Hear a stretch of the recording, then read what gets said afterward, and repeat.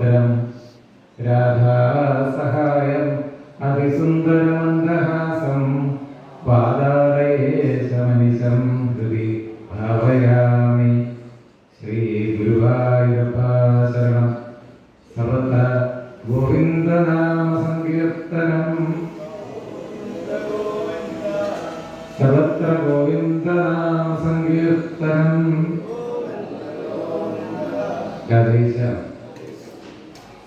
അമ്മയെ കണ്ടു തൊഴുന്നേ, എന്നമ്മയെ കണ്ടു തൊഴുന്നേ. അമ്മയെ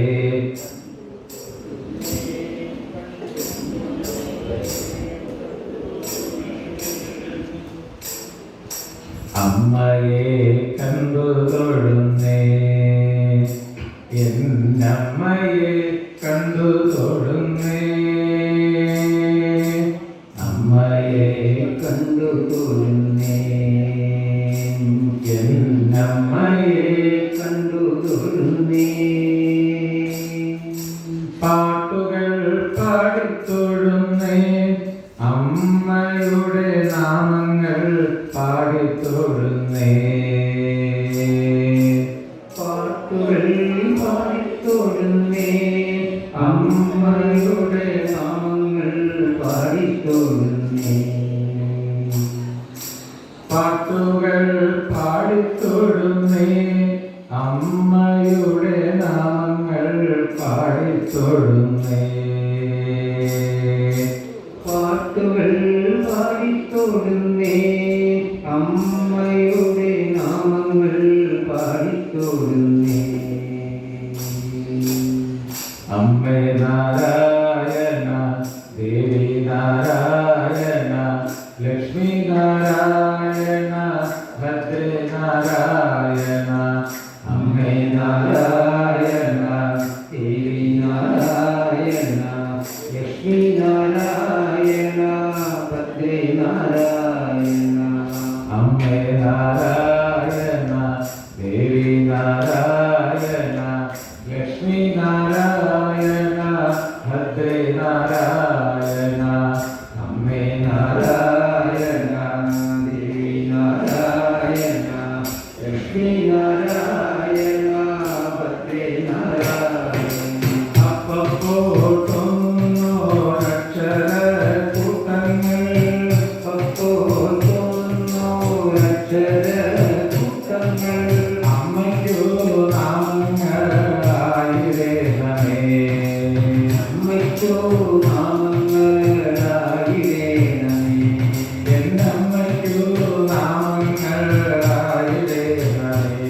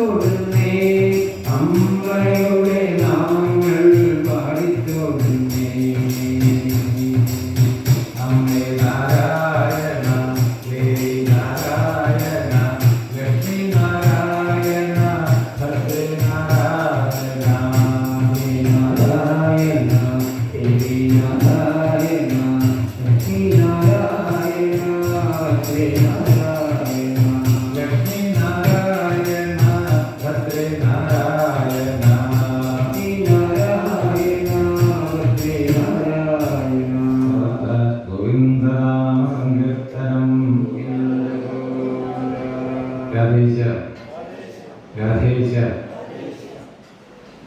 സ്വാമി നമസ്തേ നദലോകബന്ധോ കാരുണ്യസിന്ധോ പതിതം ഭവധു മാമധ്യരാത്മീയ കടാക്ഷദൃഷ്ട്യ പ്രജ്വാദികാരുണ്യസുധാഭിവിഷ്ട്യ ശ്രീ ഗുരുഭ്യോ നമഃ. രാധേശ ശ്രീമദ് ഭാഗവതം 12 സ്കന്ധവും 335 അധ്യായവും 11,000 ശ്ലോകങ്ങളുള്ള ഒരു ഗ്രന്ഥം. അതിൽ നമ്മൾ ഒന്നാമത്തെ സ്കന്ധം 19 അധ്യായമുള്ളത് അനുസ്മരിക്കുകയും ഭാഗവതത്തിലെ കഥകളും കാര്യങ്ങളും ഒക്കെ എല്ലായിടത്തും ഒരേ വിഷയം തന്നെയാണ് സൂചിപ്പിക്കുന്നത്. അതുകൊണ്ട് തന്നെ ഏത് കഥ പറഞ്ഞാലും ഭക്തി ഉണ്ടാവണം, കർമ്മത്തിൽ നിന്ന് മുക്തരാവണം, ഉള്ള ഭഗവാനിലേക്ക് തിരിയണം. ഇതൊരു കർമ്മത്തിനാണ്. കർമ്മങ്ങളുടെ പിടിയിൽ നിന്ന് പതുക്കെ പതുക്കെ മുക്തരാവുക, ഭക്തി ഉണ്ടാവുക. ഭക്തി എന്താണ്? തിരിച്ചറിയുക, ഭഗവാനിലെ ഉറക്കുക. അതിപ്പോൾ ഇന്ന സമയം വേണം എന്നില്ല അല്ലേ? ഇപ്പോൾ പ്രഹ്ലാദനും ധ്രുവനെയും ഒക്കെ നമ്മൾ കണ്ടതാണ്, ചെറിയ കുട്ടികളാണ്. അപ്പോൾ പ്രായമാവട്ടെ എന്നില്ല. ഇനി ജന്തുക്കളെ കണ്ടാണ്. ഗജേന്ദ്രനൊക്കെ കഴിഞ്ഞ ജന്മത്തിലേത് എപ്പോൾ ബാക്കിയാക്കി വെച്ചു? ആനയായപ്പോഴും മറന്നില്ല എന്നാണ്. നമ്മൾ കഴിഞ്ഞ സപ്താഹത്തിന് പഠിച്ചത് പോട്ടെ, ഇത്തവണ ആദ്യത്തെ ദിവസം പറഞ്ഞത് ഇപ്പോഴേ മറന്നു. അപ്പോഴാണ് ആനയായപ്പോഴും എന്ന് പറഞ്ഞില്ലാന്ന്. അതെ, കഴിഞ്ഞ ജന്മത്തിൽ പഠിച്ച ഭഗവത് വിഷയം മറന്നില്ല എന്നുള്ളതാണ്. അപ്പൊ നമ്മൾ ആ വിഷയത്തിൽ എത്ര ഊന്നൽ കൊടുക്കുന്നോ അതുപോലെ ഉറക്കും. അതായത് നമ്മൾ പറഞ്ഞത് കർമ്മം, സംസ്കാരം, വാസന, മനസ്സ്, ശരീരം, ഇനി ഓർത്താൽ മതി. കർമ്മം ചെയ്യുന്നത് കൊണ്ടാണ് നമുക്ക് ഈ മനസ്സുണ്ടാവുന്നത് തന്നെ. കർമ്മം ചെയ്ത് സംസ്കാരമായി, വാസനയായി, അത് മനസ്സായിട്ട് തീരുകയാണ്. അപ്പൊ ഇനി എങ്ങനെയുള്ള മനസ്സായിട്ടായിരിക്കണം നമ്മൾ രൂപപ്പെടേണ്ടത്? അതനുസരിച്ചിട്ടുള്ള കർമ്മം ചെയ്യുക. ഭഗവാൻ അനുകൂലമായിട്ടുള്ള കർമ്മങ്ങൾ ചെയ്യുമ്പോൾ നമ്മുടെ മനസ്സും എങ്ങനെയായിട്ട് തീരും? അതിനനുകൂലമായിട്ട് തീരും. ഈ ചെടിക്കൊക്കെ വളരുന്നത് മുതൽ ശ്രദ്ധിക്കണമെന്ന് പറയും അല്ലേ? വൈദ്യുതരം വളമില്ല, അതുപോലെ ആയിരിക്കും ഫലം ഉണ്ടാവുക. അത് കുറേ തവണയാകുമ്പോഴോ ഈ സേനക്കാരൊക്കെ റോമിലൊക്കെ, പഴയ കാലത്ത് റോമില് യവനന്മാരൊക്കെ റോസ് ചെടിക്ക് നല്ല ചുവപ്പ് കളറൊക്കെ കിട്ടാനായിട്ട് കുട്ടികളിൽ ചോരയൊക്കെ ഒഴിക്കായിരുന്നതാണ്. തുടർച്ചയായിട്ട് ഒഴിച്ചൊഴിച്ച് അതിന് നിറം അങ്ങനെ പഠിക്കാറ്. അതുപോലെ വിഷകന്യകളെ ഉണ്ടാക്കിയെടുക്കുക, തുടർച്ചയായിട്ട് കുറേശ്ശെ തിരിക്കുമ്പോൾ അതിൽ കുറേശ്ശെ വിഷം കൊടുത്ത് അവരെ സൃഷ്ടിച്ചെടുക്കുക. ഇങ്ങനെയുള്ള പരീക്ഷണത്തിൽ നടത്തിയിട്ടുണ്ട് അവരെ. ഇതൊക്കെ ചെയ്യാവുന്നതാണ്.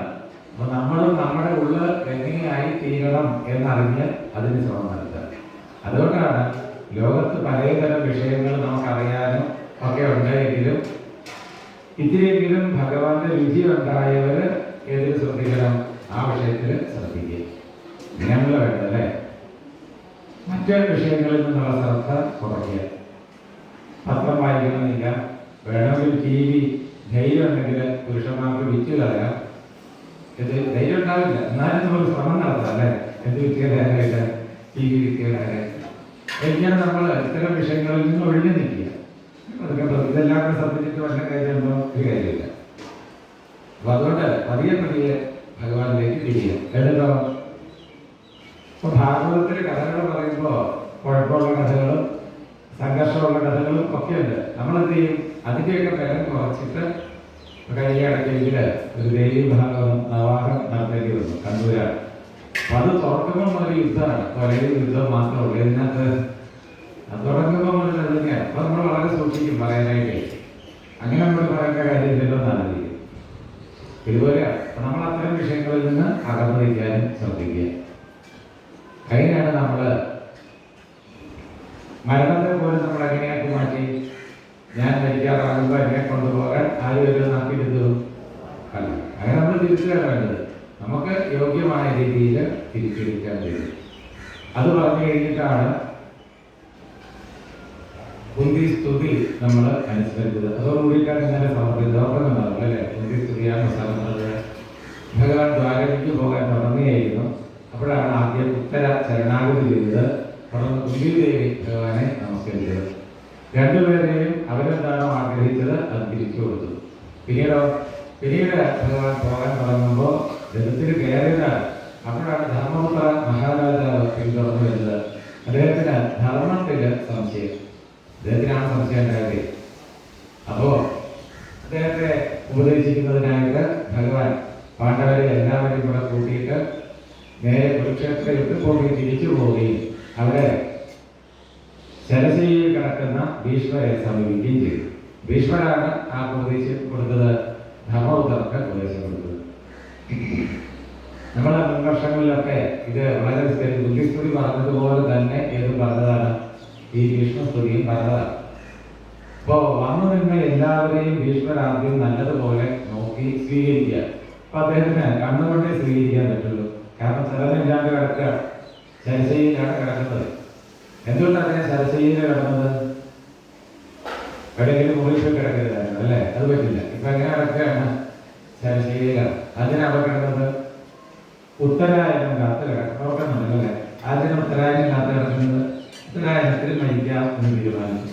ഇപ്പൊ സമയം നല്ലതല്ല, ഉത്തരായനം ആവട്ടെ എന്നിട്ട് മരിക്കാം എന്ന് തീരുമാനിച്ചത്. അതൊക്കെ അങ്ങനെ തീരുമാനിക്കാൻ കാര്യം നമ്മൾ ഇന്നലെ പറഞ്ഞെന്താ, എപ്പോ പ്രാരബ്ധം തീരുന്നോ. പക്ഷെ ഇദ്ദേഹത്തിന് മാത്രം അങ്ങനെയില്ല, അങ്ങോട്ട് തീരുമാനിക്കുമ്പോഴേ മരിക്കും. എങ്ങനെ പറ്റിയതാണ്? ഇദ്ദേഹത്തിന് അച്ഛനൊരു വരം കൊടുത്തിരുന്നു, എന്ത് വരം? സ്വച്ഛന്ത മൃത്യു എന്ന വരം. ഇഷ്ടമുള്ളപ്പോ മരിക്കാം. ആത്മീയ വരത്തെ കുറിച്ച് പറഞ്ഞത് പോയി ഭീഷ്മക്കാണ് അല്ലെ? എന്തുവരായിരുന്നു? സ്വച്ഛന്ത മൃത്യു എന്നുവെച്ചാൽ എന്താണ്? ഇഷ്ടമുള്ളപ്പോ മരിക്കുക. ഇത് നമുക്ക് കിട്ടിയപ്പോ മരിക്കും. ഭീഷ്മന്റെ കാര്യം അടക്കട്ടെ, നമുക്ക് കിട്ടിയില്ലേ എപ്പം മരിക്കും? വരികില്ല അല്ലെ? മക്കളൊക്കെ വീട്ടിൽ നിന്ന് വലിച്ചിറക്കി മിച്ചത്തെട്ട് ചവിട്ടി തേച്ചാലും നമ്മുടെ കുഞ്ഞുങ്ങളല്ലേന്നും പറഞ്ഞിട്ട് അവിടെ കിടക്കും അല്ലെ? എന്ത് സഹിച്ചിട്ടായാലും പിടിച്ചു നീക്കാൻ നോക്കും. ശരിക്കും പറഞ്ഞാൽ ഈ ജീവന്റെ ആ കൊതി തന്നെയാണ്, ജീവനോടുള്ള കൊതി ഉണ്ടല്ലോ, ആ കൊതി തന്നെയാണ് ഏത് സ്വച്ഛന്ത വൃത്തി എന്നുള്ളത്. അതിന്റെ ഫലമാണത് ശരശയ്യ. ഈ വരം കിട്ടിയാൽ എല്ലാവർക്കും എന്തുണ്ടാവും? ശരശയ്യ പറ്റിയാൽ ഏത് വരം കിട്ടിയാലും എന്തെല്ലാം കുത്തിത്തറച്ചാലും അല്ലെ, എന്തെല്ലാം പീഡകൾ ഉണ്ടായാലും ശരീരം വിട്ട് പോകാൻ ജീവന് വലിയ വിഷമാണ്. എപ്പം എവിടെ വരെ? ആ സത്യം തിരിച്ചറിയുന്നത് വരെ. അത് തന്നെ കുഴപ്പമില്ല. പരീക്ഷത്തിന് ഒരു ശാപം കിട്ടിയ ഉടൻ സകല ശരീരം ഉൾപ്പെടെ എല്ലാറ്റിനുമുള്ള ശ്രദ്ധ പോയിന്നാണ് അല്ലേ? എന്നാൽ ഈ കഥ നമ്മൾ കാക്കപ്രകാരം നമ്മൾ കേട്ടിട്ടില്ലേ? ഏത് കഥ? പരീക്ഷത്തിന്റെ കഥ. എന്നിട്ട് നമുക്ക് പോയോ? ഇല്ല. എങ്ങനെയെങ്കിലും കേൾക്കുന്ന എപ്പോഴെങ്കിലും ഒരിക്കല് നമുക്ക് പരീക്ഷത്ത് കേട്ടതുപോലെ ഭാഗവതം കേൾക്കാൻ പറ്റണം എന്നൊരു കൊതി ഉണ്ടാവണ്ടേ അല്ലേ? പണ്ട് വേങ്ങേരി ശ്രീധര തിരുമേനി അവിടെ ഞങ്ങളുടെ അമ്പലത്തിൽ സപ്താഹം നടത്തുമ്പോ ഉച്ചയെടുക്കാതെ 1:30 മണിക്ക് അദ്ദേഹം ഇങ്ങനെ സ്വയം മറന്നു പറഞ്ഞോണ്ടിരിക്കുക. പെട്ടെന്ന് നിറയെ ആളും പെട്ടെന്ന് അദ്ദേഹം ആൾക്കാരുടെ പറയാണ്, നിങ്ങൾക്കൊക്കെ വൈകുണ്ഠത്തിൽ പോകണം. എന്നെല്ലാവരും കണ്ണടച്ചോളൂ. കണ്ണു തുറക്കുമ്പോ വൈകുണ്ഠത്തില്. ആദ്യം കണ്ണടച്ചവരും കൂടെ കണ്ണു തുറന്നു. അങ്ങനെ ഇപ്പൊ ഇവിടെ പോകേണ്ടതാണ് മനസ്സിലാക്കുന്നുണ്ടല്ലോ അല്ലെ? നമുക്ക് ഉടനെ ഒന്നും അങ്ങനെ ഇപ്പൊ രക്ഷപ്പെടണ്ട. അല്ലെങ്കിൽ ഇന്നലെ തിരുമേനി പറഞ്ഞിരുന്നെങ്കിൽ ഞങ്ങൾ ഒരുങ്ങി വന്നേ. പലതും പറഞ്ഞു വെക്കാനുണ്ടായിരുന്നു അല്ലെ? പെട്ടെന്ന് ഇങ്ങനെ പറഞ്ഞാൽ എങ്ങനെയാണ്? അപ്പൊ ഇതൊന്നും നമ്മുടെ സൗകര്യത്തിലൊന്നും കാത്തു നിന്നില്ല. ഏത് ആകെ ഭീഷ്മർക്കെ അവിടെ ഉണ്ടായല്ലോ. ഭഗവതത്തിൽ അതുകൊണ്ടാണ് കാല ക്രീഡതി ഗച്ഛത്യായു തദവിനംശതി ആശാവായു. ഈ ആശയാകുന്ന ഭാണ്ഡമുണ്ടല്ലോ, അത് എത്രയായാലും അങ്ങോട്ട് ഒഴിയില്ല. ഇതെങ്കിലുമൊക്കെ ഇങ്ങനെ ബാക്കി വെച്ചത് ചെയ്യും. ഒരു മാസം മുമ്പാണ് അമ്മ മരിച്ചത്. അപ്പൊ അമ്മ എല്ലാം വേണ്ട എന്നാണ് പറയുന്നത്. എന്ത് കൊടുത്താലും വേണ്ടാന്ന് പറയും. ഭക്ഷണം കൊടുത്താലും അതെ, ഇമ്മയ്ക്ക് തിരുനക്കര പോകണം വേണ്ട. എന്ത് ചോദിച്ചാൽ എന്തെങ്കിലും ഒന്ന് വേണമെന്ന് പറയും. അത് പറയില്ല. എന്താ പറയുള്ളൂ? വേണ്ട എന്ന് പറയും. ഓരോരുത്തരുടെ ശീലം. ഏതായാലും അങ്ങനെ ഭീഷ്മ പിതാമഹൻ വന്നു ചേർന്ന എല്ലാവരെയും നോക്കിയപ്പോഴോ പാണ്ഡവരെ കണ്ടു, കൃഷ്ണനെ കണ്ടു. കൃഷ്ണം തത്പ്രഭാവജ്ഞ ആസീനം ജഗദീശ്വരം ഹൃദിസ്ഥം പൂജയാമാസ മായയോപാത്ത വിഗ്രഹം. കൃഷ്ണന്റെ വിശേഷണങ്ങളാണ് പറഞ്ഞത്. കൃഷ്ണം തത്പ്രഭാവജ്ഞ, കൃഷ്ണന്റെ പ്രഭാവം അറിയുന്ന ഭീഷ്മൻ, പ്രഭാവത്തെ അറിയുന്നത്. സംഗീതജ്ഞൻ എന്നുള്ളത് ജാതി ഞാൻ കൂടെ ഒരു പ്രയോഗമുണ്ട്. ഒരു പ്രത്യേകം സംസ്കൃതത്തിൽ അങ്ങനെയാണല്ലോ പറയാം. അത് ചേർക്കുന്ന എന്തായി? സംഗീതം അറിയാവുന്നയാളെ സംഗീതജ്ഞൻ എന്ന് വിളിക്കും. ശാസ്ത്രം അറിയാവുന്നയാളെ, സർവ്വതും അറിയാവുന്നയാളെ കേട്ടിട്ടില്ലല്ലോ. വിദ്യാഗോപാലമന്ത്രത്തിൽ പറയുന്നുണ്ട് അല്ലേ, സർവജ്ഞ എന്ന് പറയും. അതേപോലെ ഇവിടെ എന്താണ് പ്രഭാവജ്ഞൻ എന്ന് വെച്ചാൽ എന്തറിയാവുന്ന ആളാണ്? പ്രഭാവത്തെ അറിയാവുന്നവൾ. ഇന്നലെ നമ്മൾ ദേവിയുടെ കാര്യം പറഞ്ഞല്ലേ, പരമേശ്വരൻ വിഷം കുടിക്കുന്ന കേസിലേക്ക് വന്നപ്പോൾ ഭഗവാന്റെ പ്രഭാവത്തെ അറിയാവുന്നവൾ, പ്രഭാവജ്ഞ എന്നാണ് പറഞ്ഞത്. അങ്ങനെ ഭഗവാന്റെ പ്രഭാവത്തെ അറിയുന്നവനായ ഭീഷ്മര്. ആ ഭീഷ്മര്, അതായത് കൃഷ്ണൻ ഭഗവാനാണെന്ന് അറിയാവുന്നയാളാണ് ഭീഷ്മര്. കൃഷ്ണൻ തത്പ്രഭാവജ്ഞ. എങ്ങനെയൊക്കെയുള്ള ആളാണ് കൃഷ്ണൻ? ആസീനം, ഇവിടെ എത്തിച്ചേർന്നയാളാണ്. ജഗദീശ്വരം, ജഗദീശ്വരനാണ്. ഹൃദിസ്ഥം, എല്ലാവരുടെയും ഉള്ളിലുള്ള ആളാണ്. മായയോ ഭക്തവിഗ്രഹം. ഇപ്പൊ ഈ രൂപത്തിൽ എങ്ങനെയാണ് വന്നത്? അത് തന്റെ തന്നെ മായ കൊണ്ട് സ്വീകരിച്ചു. ഉപാത്തമാണ്, ഉപാത്തത്തെ സ്വീകരിച്ച രൂപമാണ്. ഏത് രൂപം? കൃഷ്ണസ്വരൂപം. ഇപ്പൊ നമ്മളൊക്കെ എങ്ങനെയാണ്? നമുക്ക് 3 ഗുണങ്ങളും ചേർന്നതാണ് നമ്മുടെ രൂപം. ഏത് 3 ഗുണം? സത്വഗുണവും രജോ ഗുണവും തമോ ഗുണവും. പ്രപഞ്ചത്തിലെ സകല സൃഷ്ടികളും ഈ 3 ഗുണങ്ങളും ചേർന്നതാണ്. എന്നാൽ ഭഗവാൻ കൃഷ്ണനായിട്ട് അവതരിച്ചപ്പോൾ അതിൽ എന്ത് ഗുണം മാത്രമേ ഉള്ളൂ? സത്വഗുണം മാത്രമേ ഉണ്ടായിരുന്നുള്ളൂ എന്നാണ്. നരേന്ദ്രത്തിൽ അത് പറയുന്നുണ്ട്. നേതൃത്വത്തിൽ എടുത്തു പറയും, സത്വം പരാഭ്യാം അപരികലനതോ. ഓർക്കുന്നുണ്ടല്ലേ? പറഞ്ഞപ്പോ ഓർക്കുന്ന ആ സത്വഗുണം പരാഭ്യ മറ്റ് രണ്ടതുമായിട്ട് അപരികലനത പൊട്ടാത്തതാ. ഏത് രണ്ടുമായിട്ട്? രജോ ഗുണവും തമോ ഗുണവുമായിട്ട്. അതുപോലെ ഈ സത്വഗുണം മാത്രമേ ഉള്ളൂ എന്ന് പറഞ്ഞാലും അത് മാറിയത് തന്നെയാണ് അല്ലേ? അതുകൊണ്ട് സ്വീകരിച്ച രൂപമാണ്. അതുകൊണ്ട് തന്നെ അത് തിരിഞ്ഞു പോകേണ്ടതായിട്ടും വരും. ഉണ്ടായ എല്ലാത്തിനും നാശമുണ്ട്. മനസ്സിലാകുന്നുണ്ടല്ലേ? അതുകൊണ്ടാണല്ലോ കൃഷ്ണൻ ഇപ്പൊ ആ രൂപത്തിലില്ല ഇവിടെ. അത് പറഞ്ഞു. എപ്പോ പറഞ്ഞു? 125 വയസ്സ് പൂർത്തിയായപ്പോൾ പറഞ്ഞു. പിന്നീട് അതില്ല. കാരണം അത് മായ കൊണ്ട് ഭഗവാൻ സ്വീകരിച്ച രൂപമാണ്. പക്ഷെ ആ വന്നു നിൽക്കുന്നത് ഭഗവാനാണെന്നുള്ളത് ആർക്കറിയാം? ഭീഷ്മർക്കറിയാം. എന്നിട്ടോ അദ്ദേഹത്തെ പൂജിച്ചു. എങ്ങനെയാണ് പൂജിക്കാൻ പറ്റുക? ഉള്ളുകൊണ്ടാണ് പൂജിക്കുക അല്ലേ? ഉള്ളുകൊണ്ട് പൂജിക്കാൻ പറ്റുക. കാരണം എഴുന്നേക്കാൻ വയ്യ. പണ്ട് ഭീഷ്മരുടെ കൊട്ടാരത്തില് കൃഷ്ണൻ വന്നാൽ അദ്ദേഹത്തിന് പൂക്കള്, അതുപോലെ ചന്ദനം, ഇതൊക്കെ വെള്ളം ഇതൊക്കെ കഴിച്ച് കാലൊക്കെ കഴുകി പൂജയൊക്കെ കഴിച്ച് അതൊക്കെ ചെയ്യാൻ സാധിക്കും. എന്നാൽ ഇപ്പോൾ അതിനുള്ള സൗകര്യം ഉണ്ടാവും. ക്ഷേത്രത്തിന്റെ പൂജയിൽ അതൊന്നുമില്ല. പിന്നെ എങ്ങനെ ചെയ്യാം? ഉള്ളുകൊണ്ട് പൂജ കഴിക്കാം. അപ്പോൾ നമ്മൾ പുറമേക്ക് ചെയ്യുന്ന എല്ലാ പൂജകളും പിന്നീട് ഉള്ളുകൊണ്ട് ചെയ്യാൻ വേണ്ടിയിട്ടാണ്. പുറമേക്ക് ചെയ്ത് പഠിച്ചിട്ട് പിന്നെ ഈ ഉപകരണങ്ങളൊന്നും ഇല്ലാതെ ചെയ്യാൻ പറ്റണം. മനസ്സിലാവുന്നുണ്ടല്ലേ? വൈകുന്നേരം നമ്മൾ എല്ലാ വർഷവും കുട്ടികളെ ഇരുത്തി വിദ്യാഭ്യാസം ചെയ്യുന്നു. അതല്ലെങ്കിൽ ഐശ്വര്യ പൂജയൊക്കെ ചെയ്യുന്നു. നിരന്തരം ഇങ്ങനെ ഉപകരണങ്ങൾ വെച്ചൊക്കെ ചെയ്ത് നമുക്കത് ശീലമായിട്ട് മാറണം.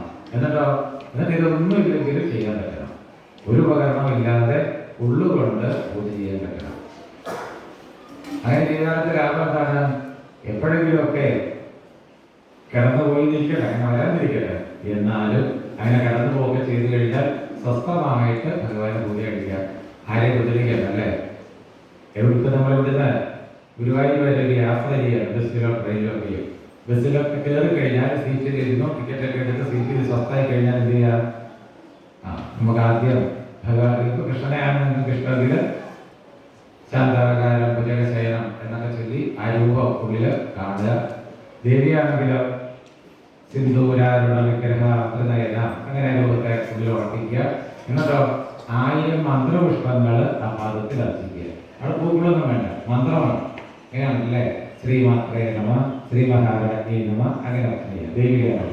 മറ്റേതാണെങ്കിലോ വിശ്വസ്മേ നമ, വിഷ്ണവേ നമ, അങ്ങനെ ചെയ്യാം. അത് നമ്മുടെ യാത്രയുടെ പീഡകളും അറിയില്ല. കൂടെ ഇരിക്കുന്ന ആൾക്കാരോട് അതും പറഞ്ഞ് രാഷ്ട്രീയം പറഞ്ഞ് തെറ്റി കുഴപ്പമാക്കിയും വേണ്ട, സ്വസ്ഥമായിട്ടിരിക്കുക. ഇത് എവിടെ വേണമെങ്കിലും നമുക്ക് ചെയ്തത് മനസ്സിലാകുന്നുണ്ടല്ലേ? ആരും ഉപദ്രവിക്കുന്നില്ല, എവിടെ ഇരുന്നിട്ട് വേണമെങ്കിലും ചെയ്യാം. അപ്പൊ അങ്ങനെ ഉള്ളുകൊണ്ട് പിന്നീട് ചെയ്യാൻ വേണ്ടിയിട്ടാണ് ഇപ്പൊ എങ്ങനെ ചെയ്യാൻ പറയുന്നത്? ഈ ഉപകരണങ്ങളെ വെച്ചിട്ട് ചെയ്യാൻ പറയുന്നത്. അതല്ലാതെ അവസാനം വരെ ഇതൊക്കെ ചെയ്യാൻ പറ്റുന്നുള്ളതിന് വലിയ ഉറപ്പുണ്ടോ? ഇല്ലല്ലോ.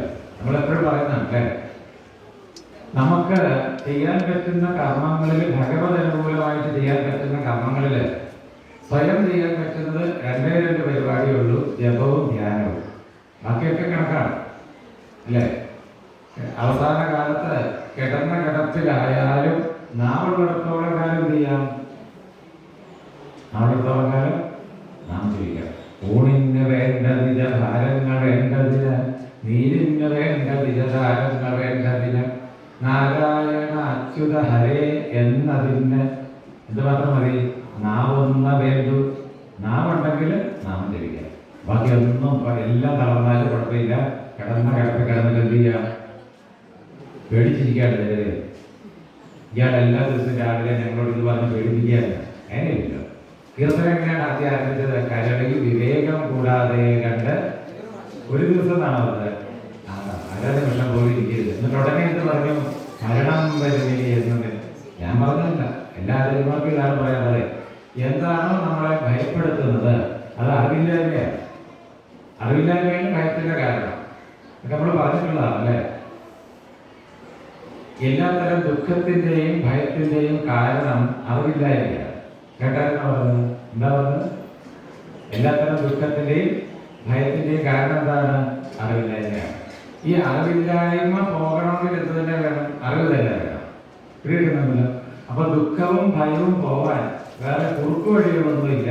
അറിവ് മാത്രമേ ഉള്ളൂ മാർഗം. പിടികിട്ടുന്നുണ്ടോ? ഇല്ല.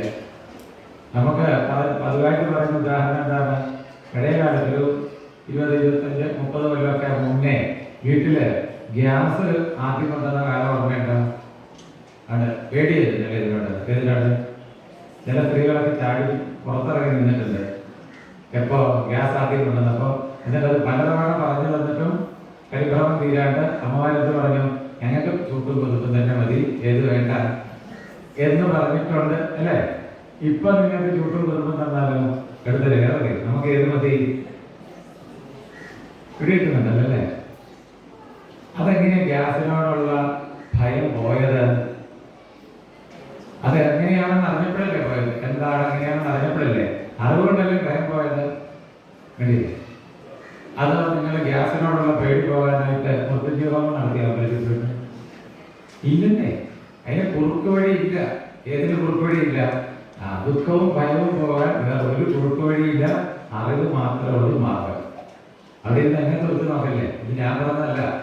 രുക്മിണി ദേവി വിവാഹത്തിന് നമ്മോട് കയറാൻ തുടങ്ങുമ്പോൾ ബലരാമസ്വാമി ഉദ്ദേശിച്ചതാണ്. ഏത്?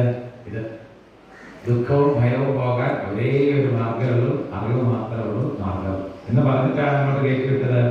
കൃഷ്ണനെ കല്യാണം കഴിക്കാനായിട്ട് കയറ്റിവിട്ടത്. അപ്പൊ അതുകൊണ്ട് നമ്മൾ അറിവിനായിട്ടാണ് ശ്രമിക്കേണ്ടത്. അറിവ് എല്ലാ ഭയത്തെയും ഇല്ലാതെയാണ്. ഇത് നമ്മുടെ ധർമ്മത്തിന്റെ മാത്രം പ്രത്യേകതയാണ്. സനാതന ധർമ്മത്തിന്റെ മാത്രം പ്രത്യേകതയാണ് അറിവിന് ഇത്രയധികം പ്രാധാന്യം കൊടുക്കുക എന്നുള്ളത്. എന്നിട്ട് നമ്മൾ പറയുകയും ചെയ്യും അറിവ് ഈശ്വരൻ തന്നെയാണ് അല്ലെ? സാന്ദ്രാനന്ദ അവബോധ ആത്മകം. അവബോധം എന്ന് വെച്ചാൽ എന്താണ്? അറിവാണ്. അറിവാണ് ഈശ്വരൻ എന്ന് നമ്മൾ പറഞ്ഞതുകൊണ്ടാണ്. ഏതായാലും അങ്ങനെ ഭീഷ്മര് ഉള്ളുകൊണ്ട് ഭഗവാൻ പൂജ കഴിച്ചു. ഹൃദിസ്ഥം പൂജയാമസ അങ്ങനെ പൂജ കഴിച്ചു. അത് കഴിഞ്ഞിട്ട് പാണ്ഡവരെ നോക്കിയപ്പോൾ അദ്ദേഹത്തിന് ദുഃഖം തോന്നി. ഈ പാണ്ഡവര് എല്ലാ കാലത്തും ഭഗവാനെ കുറച്ച് സേവിച്ചിട്ടുണ്ട്. ബ്രാഹ്മണ പൂജ മുടക്കിയിട്ടില്ല, ധർമ്മം തെറ്റിച്ചിട്ടും ഇല്ല. ഇതൊക്കെയായിട്ടും അവർക്ക് എന്നും കഷ്ടപ്പാടുകളായിരുന്നു അല്ലെ? യുദ്ധത്തിന് മുൻപും യുദ്ധത്തിലും യുദ്ധം കഴിഞ്ഞിട്ടും. യുദ്ധം കഴിഞ്ഞപ്പോഴാണ് അശ്വത്ഥാമാവ് അവരുടെ 5 മക്കളെയും തിന്നത്. അപ്പൊ ഒരു കാലത്തും സ്വസ്ഥതയാർക്കുണ്ടായിട്ടില്ല, പാണ്ഡവർക്കുണ്ടായില്ല. അത് ഓർത്തിട്ടാവാം ഭീഷ്മർ പെട്ടെന്ന് ഇവരെ കണ്ടപ്പോൾ പറഞ്ഞത് അഹോ കഷ്ടം, അഹോ അന്യായം, യതിയൂയം പാണ്ഡുനന്ദന ജീവിതം ക്ലിഷ്ടം വിപ്രധർമ്മ അച്യുതാശ്രയ. വിപ്രധർമ്മ അച്യുതാശ്രയ. ബ്രാഹ്മണ പൂജ മുടക്കിയിട്ടില്ല, ധർമ്മത്തെ മുറുകെ പിടിച്ചിട്ടുണ്ട്, അച്യുതനെ ഭഗവാനെ എപ്പോഴും ആശ്രയിച്ചിട്ടും ഉണ്ട്. എന്നിട്ടും ഇവർക്ക് ഇത്ര കഷ്ടപ്പാട് എങ്ങനെയാണ് വന്നത്? അതിൽ അദ്ദേഹം തന്നെ അതിന്റെ സമാധാനം കണ്ടുപിടിച്ചു. എന്താണ് സമാധാനം? സർവം കാലകൃതം. ഒക്കെ കാലത്തിന്റെ കളിയാണ്. നമ്മൾ ഇങ്ങനെ പഠിച്ചു. ഏത് പഠിച്ചു? പ്രാരബ്ധം കൊണ്ടുവന്നതാണ് അല്ലേ? അങ്ങനെയാണ് പഠിച്ചത്. ഓരോ സമയത്ത് ഇന്ന സമയത്ത് നടക്കണമെന്നത് നേരത്തെ തീരുമാനിച്ചു വെച്ചതാണ്. അത് മാറ്റാൻ ആർക്കും പറ്റില്ല, ഒരാൾക്കും സാധ്യമല്ല. സർവം കാലകൃതം എന്ന് ഉറപ്പിച്ചു. പിന്നീട് ധർമ്മപുത്രര് നമസ്കാരമൊക്കെ ചെയ്തു. അത് കഴിഞ്ഞപ്പോൾ ധർമ്മപുത്രർക്ക് അറിയാവുന്ന ധർമ്മ വിഷയങ്ങളൊക്കെ പറഞ്ഞു കൊടുത്തു. ദേശധർമ്മം, രാജ്യധർമ്മം, സ്ത്രീധർമ്മം, ഭഗവത് ധർമ്മം എല്ലാം അങ്ങനെ അറിയേണ്ടതൊക്കെ പറഞ്ഞു കൊടുത്തു. അങ്ങനെ ധർമ്മ വിചാരമൊക്കെ അവർക്ക് ചെയ്തു കൊടുത്തതിന് ശേഷം ഭീഷ്മര് പതിയെ സംസാരമൊക്കെ നിർത്തിയിട്ട് കൃഷ്ണനെ തന്നെ നോക്കിയിരുന്നു. ആരെ നോക്കിയിരുന്നു? കൃഷ്ണനെ നോക്കി. അങ്ങനെ കൃഷ്ണനെ നോക്കിയിരിക്കെ അദ്ദേഹത്തിന്റെ ഉള്ളില് 4 കൈകളോടെ മഞ്ഞ വസ്ത്രമൊക്കെ എടുത്ത കൃഷ്ണൻ തെളിഞ്ഞു വന്നു. ഇതൊരു അത്ഭുതമാണ്. അദ്ദേഹം മുന്നിൽ കാണുന്ന കൃഷ്ണന് 2 കൈകളുള്ളൂ. അതെ, പാണ്ഡവരുടെ കൂടെ വന്നയാളാണ്. പക്ഷേ നോക്കിയിരിക്കെ അത് ആരായിട്ട് മാറി? കൃഷ്ണൻ ഈ ഭീഷ്മര് ചെറുപ്പകാലം മുതൽ ഏത് രൂപത്തിലാണോ ഭഗവാനെ ധ്യാനിച്ചത് ആ രൂപത്തില് കാണാൻ തുടങ്ങുന്നതാണ്. നമുക്കൊക്കെ എങ്ങനെയാണ് വേണ്ടത്? അതുകൊണ്ടാണ് പല രൂപങ്ങൾ വേണ്ട, ധ്യാനിക്കാൻ എന്ത് മതി? ഒരേ രൂപം മതി എന്ന് പറയുന്നത് അതുകൊണ്ടാണ്. അപ്പൊ അത്ര ആഴത്തിൽ ഉറപ്പിച്ച് നമ്മൾ ധ്യാനിക്കുമ്പോൾ ആവശ്യമുള്ള സമയത്ത് ആ രൂപത്തിൽ പ്രത്യക്ഷപ്പെടും. ഭീഷ്മരും അങ്ങനെയാണ്. സദേവദേവോ ഭഗവാൻ പ്രതീക്ഷത. ഏത് രൂപത്തിലാണ് പ്രതീക്ഷിക്കുന്നത്? കലയപരം യാവതിദം ഹിനോമ്യഹം പ്രസന്ന ഹാസാരണ ലോചന ഉല്ലസമുഖാംബുജോ ധ്യാനപഥ ചതുർഭുജ. ധ്യാനത്തില് കണ്ടിരുന്ന രൂപത്തില് മുന്നിൽ കണ്ടുന്നതാണ്. എന്നിട്ട് അദ്ദേഹം വീണ്ടും ഈ കണ്ട കൃഷ്ണനില് ഉറപ്പിച്ചിട്ടോ തതോപസംഹൃത്യ ഗിര സഹസ്രണീഹി. ഗിര എന്ന് വെച്ച് കഴിഞ്ഞാൽ എന്താണ്? വാക്കെന്നാണ്. ഗിര എന്ന് വെച്ചാൽ വാക്ക്, ശബ്ദം, വാക്കൊക്കെ നിർത്തി. വിമുക്ത സംഗമന ആദിപുരുഷേ. പുസ്തകമുള്ളവര് വേണമെങ്കിൽ എടുത്ത് നോക്കിക്കോളൂ. 9ാമത്തെ അധ്യായമാണ്. 1ാമത്തെ സ്കന്ധത്തിന്റെ 9ാമത്തെ അധ്യായം. വെറുതെ ഇന്ന് ഓർക്കരുതെന്ന് വെച്ചിട്ടാണ്. 1ാമത്തെ സ്കന്ധത്തിലെ ഗുരുവായൂർ പുസ്തകത്തിൽ 70ാമത്തെ പേജാണ്. ഇവിടുന്ന് വാങ്ങിച്ച പുസ്തകമാണെങ്കിൽ 78ാമത്തെ പേജ്. കണ്ട വേറെ എടുക്കാൻ പഠിക്കണേ. 1ാമത്തെ സ്കന്ധത്തില് 9ാമത്തെ അധ്യായം. എന്നിട്ട് അതിന്റെ 30 ശ്ലോകമാണ് ഇപ്പൊ പറഞ്ഞത്. ഏത് ശ്ലോകം? 30ാമത്തെ ശ്ലോകം. പുസ്തകം തുറന്നു വരുന്നതാണ്. എടുത്ത് തീരുമ്പോഴെങ്കിലും ശരിയാവുന്നു. വേഗം എടുക്കും. 1ാമത്തെ സ്കന്ധം എടുക്കുന്നു, 9ാമത്തെ അധ്യായം എടുക്കുന്നു. നമ്മള് ഭാഗവതത്തെ സ്കന്ധങ്ങളും അധ്യായങ്ങളും ഒക്കെ ആയിട്ട് നോക്കി പഠിക്കണം. പേജ് നമ്പർ നോക്കുന്നതിൽ എളുപ്പം അതാണ്. കാരണം ഓരോ പുസ്തകത്തിനും ഓരോ തരത്തിലായിരിക്കും പേജ് നമ്പർ. എന്നാൽ അങ്ങനെ നോക്കി പഠിച്ചാൽ എളുപ്പം. കണ്ടല്ലേ? 1ാമത്തെ സ്കന്ധത്തിന്റെ 9ാമത്തെ അധ്യായം. അതിൽ 30ാമത്തെ ശ്ലോകം. തതോപസംഹൃത്യ ഗിര സഹസ്രണീഹി വിമുക്ത സംഗമന ആദിപുരുഷേ കൃഷ്ണേ ലസദ്ഭീതപടേ ചതുർഭുജേ പുരസ്ഥിതേ അമീരിതത് യഥാരയത്. ഉറപ്പിച്ചു. കൃഷ്ണന്റെ രൂപത്തില് ഉള്ള ഉറപ്പിച്ചു. എങ്ങനെയുള്ള കൃഷ്ണനാണ്? ലസദ്ഭീതപടേ, ഇളകുന്ന മഞ്ഞ വസ്ത്രമുള്ളവൻ, ചതുർഭുജേ 4 കൈകളുള്ളവൻ, പുരസ്ഥിതേ തൊട്ട് മുന്നിൽ നിൽക്കുന്നവൻ. പുരസ്ഥിതത്തെ മുമ്പിൽ നിൽക്കുക, അധസ്ഥിതത്തെ പുറകിൽ നിൽക്കുക. അപ്പൊ മുമ്പിൽ നിൽക്കുന്ന ആ ഭഗവാനില് അമീരിതൃക്ക് പാതി അടഞ്ഞ കണ്ണുകളോടെ അദ്ദേഹം ഉള്ള് ഉറപ്പിച്ചു. എന്നിട്ടോ വിശുദ്ധയാധാരണയാ, വിശുദ്ധമായിട്ടുള്ള ധാരണ കൊണ്ട് ഉറപ്പിച്ചതാണ് ഈ രൂപം. എന്താണ് ധാരണ? നമ്മൾ പലതവണ പറഞ്ഞതാണ്. അഷ്ടാംഗ യോഗം നമ്മൾ പഠിക്കുമ്പോൾ അതിലെ ഒരംഗമാണ് ധാരണ. അവിടെ ധാരണ എന്ന് വെച്ചാൽ എന്താണ്? ഒരു രൂപത്തിൽ ഉറപ്പിക്കുന്നതാണ് ധാരണ. അതാണ് ഇവിടെ പറഞ്ഞത്. അദ്ദേഹം ധാരണ ചെയ്ത് ഉറപ്പിച്ച രൂപത്തിലുള്ള ഉറപ്പിച്ചിട്ട് ഹത അശുഭ. അതുകൊണ്ട് തന്നെ എന്തായി? സകല അശുഭങ്ങളൊക്കെ ഹതമായി, ഇല്ലാതെയായി. തദീക്ഷയൈവാശു. ആ ഭഗവാനെ കാണുന്നതിന് വേണ്ടി മാത്രം കാത്തിരുന്നതാണ്. അതുകൊണ്ട് എന്ത് പറ്റി? ഗത ആയുധ വ്യഥ, കുത്തിത്തറച്ച ആയുധങ്ങളുടെയൊക്കെ ഗത പോയി. പിന്നെന്താണ്? നിവൃത്ത സർവേന്ദ്രിയ വൃത്തി വിക്രമ. സകല ഇന്ദ്രിയങ്ങളുടെ വൃത്തികളിൽ നിന്നും നിവൃത്തായി. ഭീഷ്മര് കിടന്നപ്പോ ആദ്യം നമ്മൾ കേട്ടിട്ടുണ്ട് വെള്ളം വേണം എന്ന് പറഞ്ഞു. അർജുനുടനെ നീന്തുന്നു, അങ്ങനെ കേട്ടിട്ടുണ്ടല്ലേ? അങ്ങനെ നമ്മൾ കേട്ടിട്ടുണ്ട്. ഇപ്പൊ ഒന്നും വേണ്ട, ഇന്ദ്രിയങ്ങൾക്കും വേറെ ഒന്നും വേണ്ട. കാരണം ആരെ കിട്ടി? അങ്ങനെയാണല്ലോ നമ്മൾ പറയാം. എന്ത് ലഭിച്ചാലാണോ ഇനി മറ്റൊന്നും വേണ്ടാത്തത്, എന്തറിഞ്ഞാലാണോ ഇനി മറ്റൊന്നും അറിയേണ്ടാത്തത്, ആ വസ്തു ലഭിച്ചു. അതുകൊണ്ടെന്തായി? നിവൃത്ത സർവേന്ദ്രിയ വൃത്തി വിക്രമ. പിന്നെ ആകെ എന്താ ചെയ്യാനുള്ളൂ? തുഷ്ടാന്ന് സ്തുതിച്ചു. ജന്യം വിസർജൻ ജനാർദ്ദനം.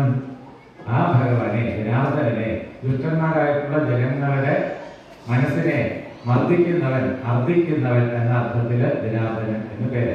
അങ്ങനെയുള്ള ജനാർദ്ദനന് ഉള്ള ഉറപ്പിച്ചു. പിന്നീട് 42-ാമത്തെ ശ്ലോകം വരെ ഒരു 11 ശ്ലോകം ഭീഷ്മസ്തുതിയാണ്. അത് ഒരു ഇതുപോലെ ഒരു ഹാളൊക്കെ ഉണ്ടാക്കിയിട്ട് ഓരോ രൂപം വരച്ചു വയ്ക്കും പോലെയാണ് ഓരോ ശ്ലോകവും. ഓരോ ശ്ലോകവും ഭഗവാന്റെ ഓരോ ചിത്രമാണ്. വാക്കുകളിലൂടെ ഭഗവാനെ വരച്ചു വയ്ക്കുകയായിരുന്നു ഭീഷ്മൻ ചെയ്തത്. ആദ്യത്തെ ശ്ലോകത്തിൽ എന്താണ്? ഇതിമതിരുപകൽപിത വിതൃഷ്ണ ഭഗവതി സത്വതപുങ്കവേ വിഭൂമി സ്വസുഖമുപഗതേ വിഹർത്തും പ്രകൃതിമുപേക്ഷിയത് ഭവപ്രവാഹ. ഇതി മതി, മതി എന്ന് ബുദ്ധി, ഉപകൽപിത ഉറച്ചു. എവിടെ ഇറക്കിയാണ്?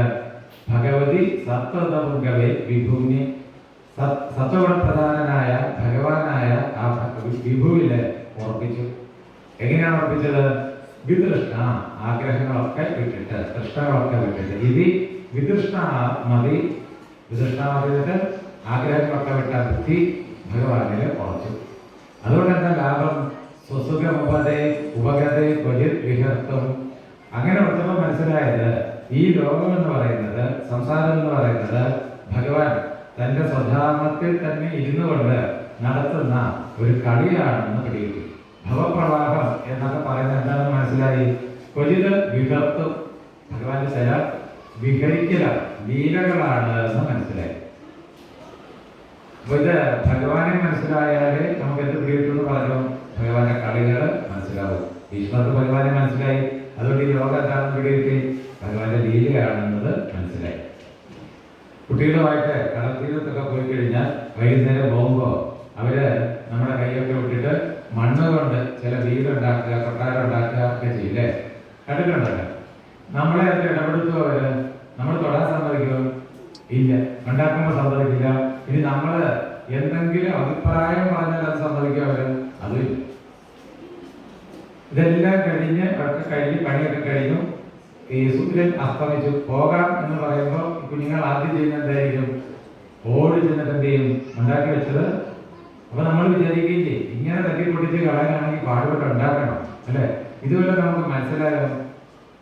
അതായത് നമ്മുടെ പിള്ളേരുടെ കളി നമുക്ക് പിടികിട്ടില്ല.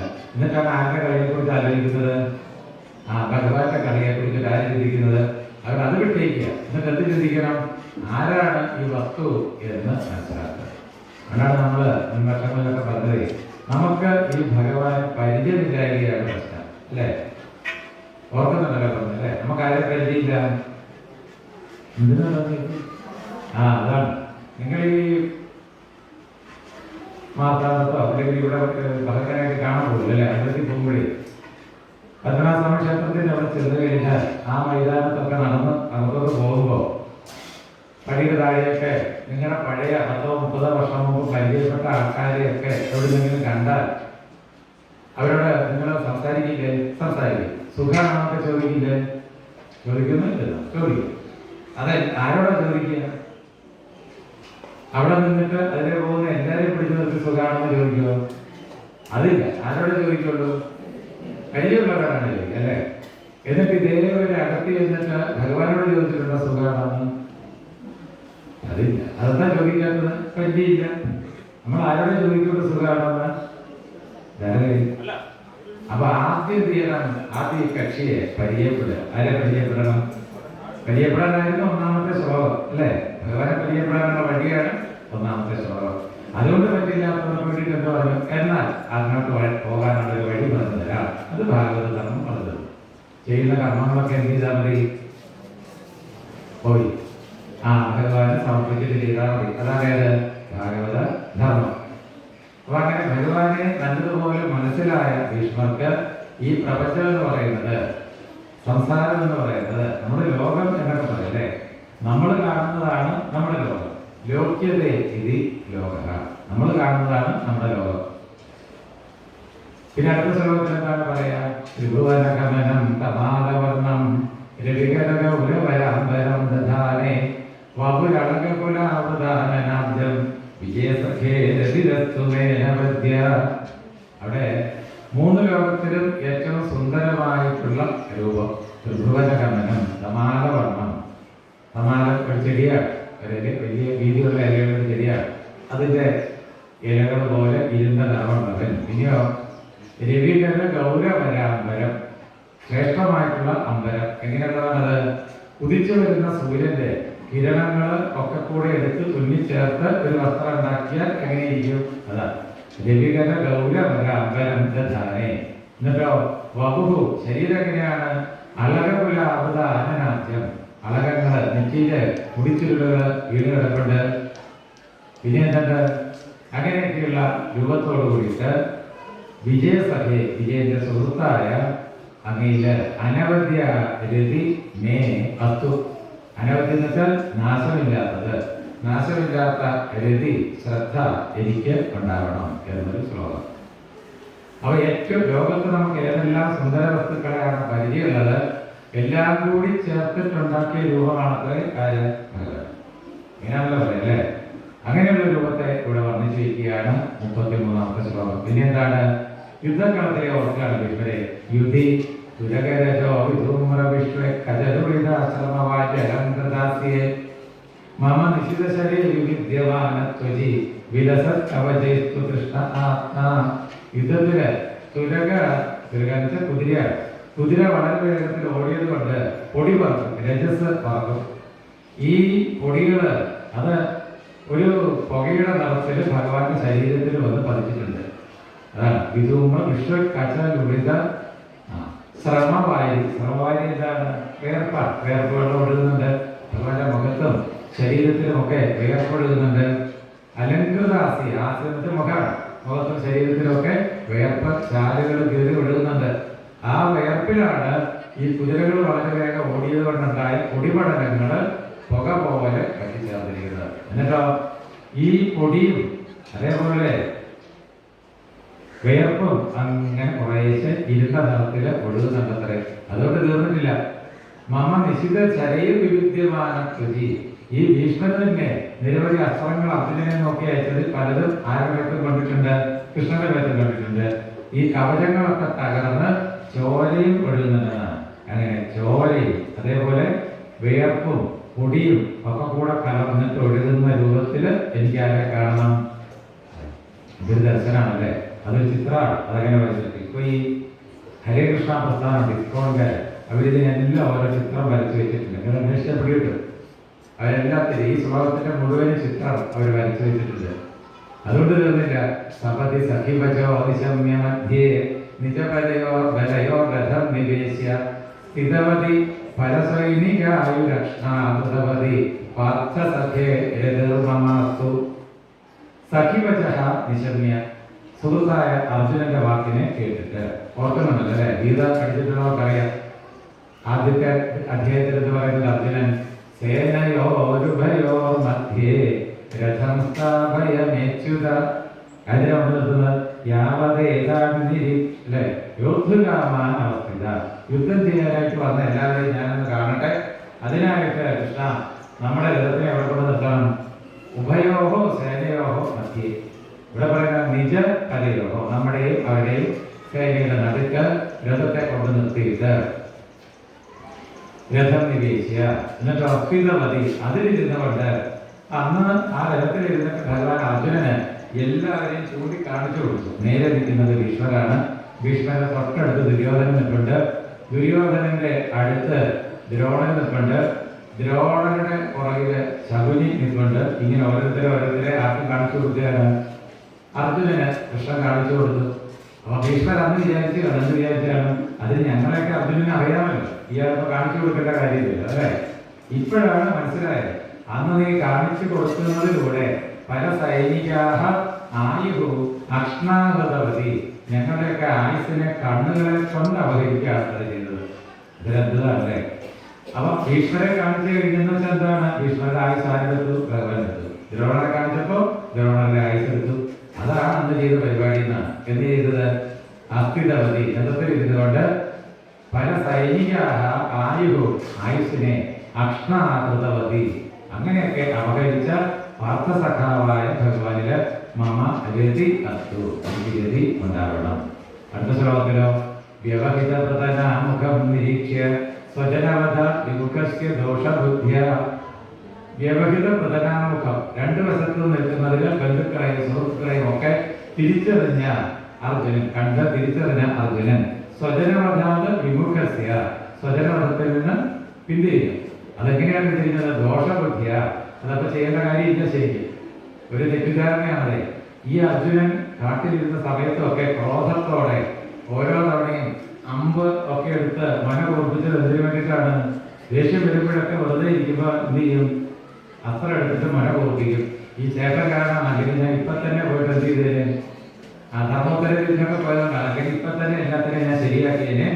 എന്നാലും 12 വർഷം ഇരിക്കണമല്ലോ എന്ന് ഓർത്തിട്ട് ദേഷ്യം വരുമ്പോൾ നേരിട്ടൊന്നും ചെയ്യാൻ പറ്റാത്തവർക്ക് അമ്പ് മന ഓർപ്പിക്കുക. പിന്നെയോ അജ്ഞാതവാസക്കാലത്തും വനവാസകാലത്തും ഒക്കെ പല ഋഷികളെ എന്തിന് പരമശിവനെ പ്രത്യക്ഷപ്പെടുത്തി പുതിയ പുതിയ അസ്ത്രങ്ങളൊക്കെ സംഘടിപ്പിച്ചത് എന്തിനു വേണ്ടിയിട്ടാണ്? ഈ യുദ്ധം ചെയ്യാൻ വേണ്ടിയിട്ടാണ്, അല്ലേ? നമ്മളൊരു പരിപാടിക്ക് മുഴുവനും തയ്യാറായി, അല്ലേ? എല്ലാം നല്ലപോലെ ഒരുങ്ങി അങ്ങോട്ട് ഇറങ്ങാനായപ്പോൾ പറയണം എന്നാൽ നാളെ ആയിക്കോട്ടെ. അതൊരു സുഖമുള്ള പരിപാടിയാണ്. ഒരായുസ് മുഴുവൻ ഇയാൾ ഇതിനു വേണ്ടിയിട്ടാണ് ശ്രമിച്ചത്. അതെ, അർജുനൻ. എന്നിട്ടാണ് അതിൽ നിന്ന് പെട്ടെന്ന് വ്യതിരിഞ്ഞത്. അവിടെയാണ് അവിടെ ദോഷബുദ്ധിയ, ആ കുബുദ്ധിയെ കുമതി അഹരത് നശിപ്പിക്കുന്നതിനായിട്ട് ഭഗവാൻ എന്ത് പറഞ്ഞു കൊടുത്തു? ആത്മവിദ്യ പറഞ്ഞു കൊടുത്തു. ഇവിടെ വേദവ്യാസം തന്നെ നമുക്ക് ഉറപ്പിച്ച് പറഞ്ഞതാണ് ഭഗവത്ഗീത എന്ന് പറയുന്നത് ആത്മവിദ്യ. അത് വേറെ ഒന്നിനും ഉപയോഗിക്കേണ്ടതല്ല. എന്തിനു വേണ്ടിയിട്ടുള്ളതാണ്? ആത്മവിദ്യയാണ് അത്. ആത്മവിദ്യ എന്ന് വെച്ച് കഴിഞ്ഞാൽ എന്താണ്? അവരവരുടെ ഉള്ളിലുള്ള വസ്തുവിനെ ഉറപ്പിക്കുന്നതിനുള്ള ഒരു പഠനം. ആത്മവിദ്യയായ ചരണഗതി പരമസ്യ സത്യമേ. ആ ഭഗവാനില് ആത്മവിദ്യ ഉപദേശിച്ച ഭഗവാനില്, പരമനായിട്ടുള്ള ഭഗവാനില് എനിക്ക് രതി ഉണ്ടാകണം എന്ന് പറഞ്ഞു. അടുത്ത ശ്ലോകത്തിലോ സ്വനിഗമമപഹായ മത്പ്രതിജ്ഞാമതമധികത്വം അവകൃതോ രഥസ്ഥ.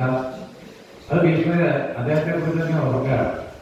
ഈ കൃഷ്ണൻ യുദ്ധത്തിന് തൊട്ട് മുന്നേ യുദ്ധത്തിൽ ഞാൻ ഏർപ്പെടില്ല, ആയുധം തൊടില്ല എന്ന് പ്രതിജ്ഞയെടുത്തിട്ടുണ്ട്. ഓർക്കുന്നുണ്ടല്ലോ, അല്ലേ? യുദ്ധത്തിന് ഒരു 9 ദിവസമായിട്ടും കൗരവർക്ക് വലിയ വിജയമൊന്നും ഉണ്ടായില്ല. 9ാമത്തെ ദിവസം രാത്രിയില് ഭീഷ്മരുടെ പടകുടീരത്തില് ദ്രോണരും, അതേപോലെ ദ്രോണരില്ല, ദുര്യോധനനും ദുശാസനും ശകുനിയും കർണനും 4 പേരും കൂടെ ചേർന്നിട്ട് വലിയച്ഛന് പാണ്ഡവരോട് ഇഷ്ടം കൂടുതലുള്ളത് കൊണ്ടാണ് മര്യാദയ്ക്ക് യുദ്ധം ചെയ്യാത്തത്. നിങ്ങൾ വിചാരിച്ചിരുന്നെങ്കിൽ ഒറ്റ ദിവസം കൊണ്ട് പാണ്ഡവരെ കൊല്ലാമായിരുന്നു എന്നൊക്കെ പറഞ്ഞ് പരിഹസിച്ചു. ആരെ പരിഹസിച്ചു? ഭീഷ്മരെ. എന്ന് തന്നെയല്ല, ഈ കർണൻ നേരത്തെ പറഞ്ഞിട്ടുണ്ട് ഭീഷ്മർ വീണാലേ ഞാൻ യുദ്ധത്തിൽ ഏർപ്പെടുന്നത്. അപ്പൊ കർണൻ പറഞ്ഞു പറ്റില്ലെങ്കിൽ മാറിപ്പോ, ആര് ചെയ്തോളാം യുദ്ധം? ഞങ്ങൾ ചെയ്തോളാം. ശകുനി തോന്നിയത് പറയുന്നുണ്ട്. ഇതൊക്കെ കേട്ടിട്ട് കോപത്തോടെ ഭീഷ്മരെ 9ാമത്തെ ദിവസം രാത്രിയിൽ ഒരു പ്രതിജ്ഞയെടുത്തു. നാളെ സൂര്യൻ അസ്തമിക്കുന്നതിന് മുന്നേ ഞാൻ ധർമ്മപുത്രരെ ബന്ധനസ്ഥനാക്കും. അത് പറ്റില്ല എങ്കിൽ കൃഷ്ണനെ കൊണ്ട് ആയുധം എടുപ്പിക്കും. എന്നാൽ ഭഗവാൻ നേരത്തെ ഇത് തീരുമാനിച്ചിട്ടുണ്ട്, ആയുധം എടുക്കില്ല എന്ന്. പിടികിട്ടുന്നുണ്ടല്ലോ. അപ്പൊ അങ്ങനെയാണ് 10ാമത്തെ ദിവസം യുദ്ധം ആരംഭിച്ചത്. 10ാമത്തെ ദിവസം ഭീഷ്മര് ധർമ്മനീതി ഒക്കെ മറന്ന യുദ്ധമായിരുന്നു. സകലരെ കൊന്നെടുക്കാൻ തുടങ്ങി ഭീഷ്മര്.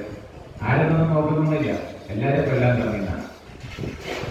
അത് കണ്ടു കഴിഞ്ഞപ്പോ കൃഷ്ണൻ മത്പ്രതിജ്ഞ ഋതം അധികത്വം, ഋതമധികത്വത്തെ സത്യമാക്കുന്നതിനായിട്ട്, ഋതമെന്ന് സത്യം, ഭീഷ്മരുടെ പ്രതിജ്ഞയെ സത്യമാക്കുന്നതിനായിട്ട് ഭഗവാൻ എന്ത് ചെയ്തു? ഭഗവാന്റെ പ്രതിജ്ഞ കളഞ്ഞത്രേ. സ്വനിഗമം അപഹായ. നിഗമം എന്നുള്ളതിന് സത്യമാണ്. ഭഗവാന്റെ പ്രതിജ്ഞ വലിച്ചെറിഞ്ഞ് കളഞ്ഞു. എന്തിന്? ഭീഷ്മരുടെ പ്രതിജ്ഞ സത്യമാക്കാൻ വേണ്ടിയിട്ട്. എന്നിട്ടോ രഥത്തിൽ നിന്ന് ചാടി ഇറങ്ങി. അവകൃത രഥസ്ഥ. ആ ഇറങ്ങുമ്പോഴോ പുറത്തോടെ ധൃതരഥ ചരണ. ധൃതത്തെ പിടിച്ചു. എന്ത് പിടിച്ചു? അവിടെ എവിടെയോ കുട്ടി തകർന്ന് കടന്നിരുന്ന ഒരു രഥത്തിന്റെ ചക്രം കയ്യിലെടുത്തിട്ട് അഭ്യാത് എന്റെ നേരെ കുതിച്ചു വന്നതാണ്. എങ്ങനെ കുതിച്ചു വന്നു? ഹരിവ ഹന്തും ഇഭം. ഇഭം എന്ന് വെച്ചാൽ ആന. ഹരി സിംഹം എങ്ങനെയാണോ ആനയെ കൊല്ലാനായിട്ട് അലറിക്കൊണ്ട് ചാടി വരുന്നത്, അതുപോലെ ഭഗവാൻ തന്റെ പ്രതിജ്ഞയെ വലിച്ചെറിഞ്ഞ് കളഞ്ഞിട്ട് എന്റെ പ്രതിജ്ഞ സത്യമാക്കുന്നതിനായിട്ട് തകർന്നു കിടന്നിരുന്ന ഒരു രഥത്തിന്റെ ചക്രവും കയ്യിലെടുത്തിട്ട് എന്റെ നേരെ ഉത്തരീയം പോലും വലിച്ചെറിഞ്ഞു കളഞ്ഞു. ഗത ഉത്തരീയം പോലും വലിച്ചെറിഞ്ഞു കളഞ്ഞിട്ട് ചാടിയത്.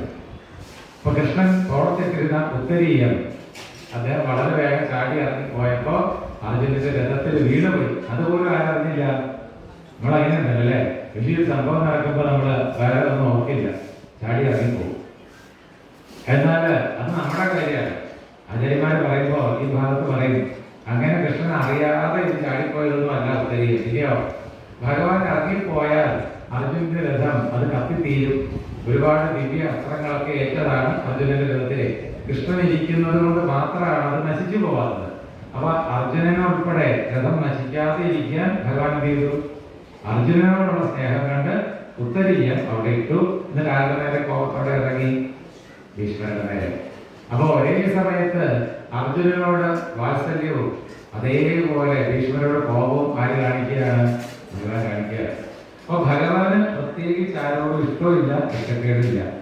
തെറ്റ് ചെയ്ത ഭീഷ്മർക്ക് തോന്നി ഭഗവാൻ എന്നോട് കോപിച്ചിട്ടുണ്ട്, അല്ലെ?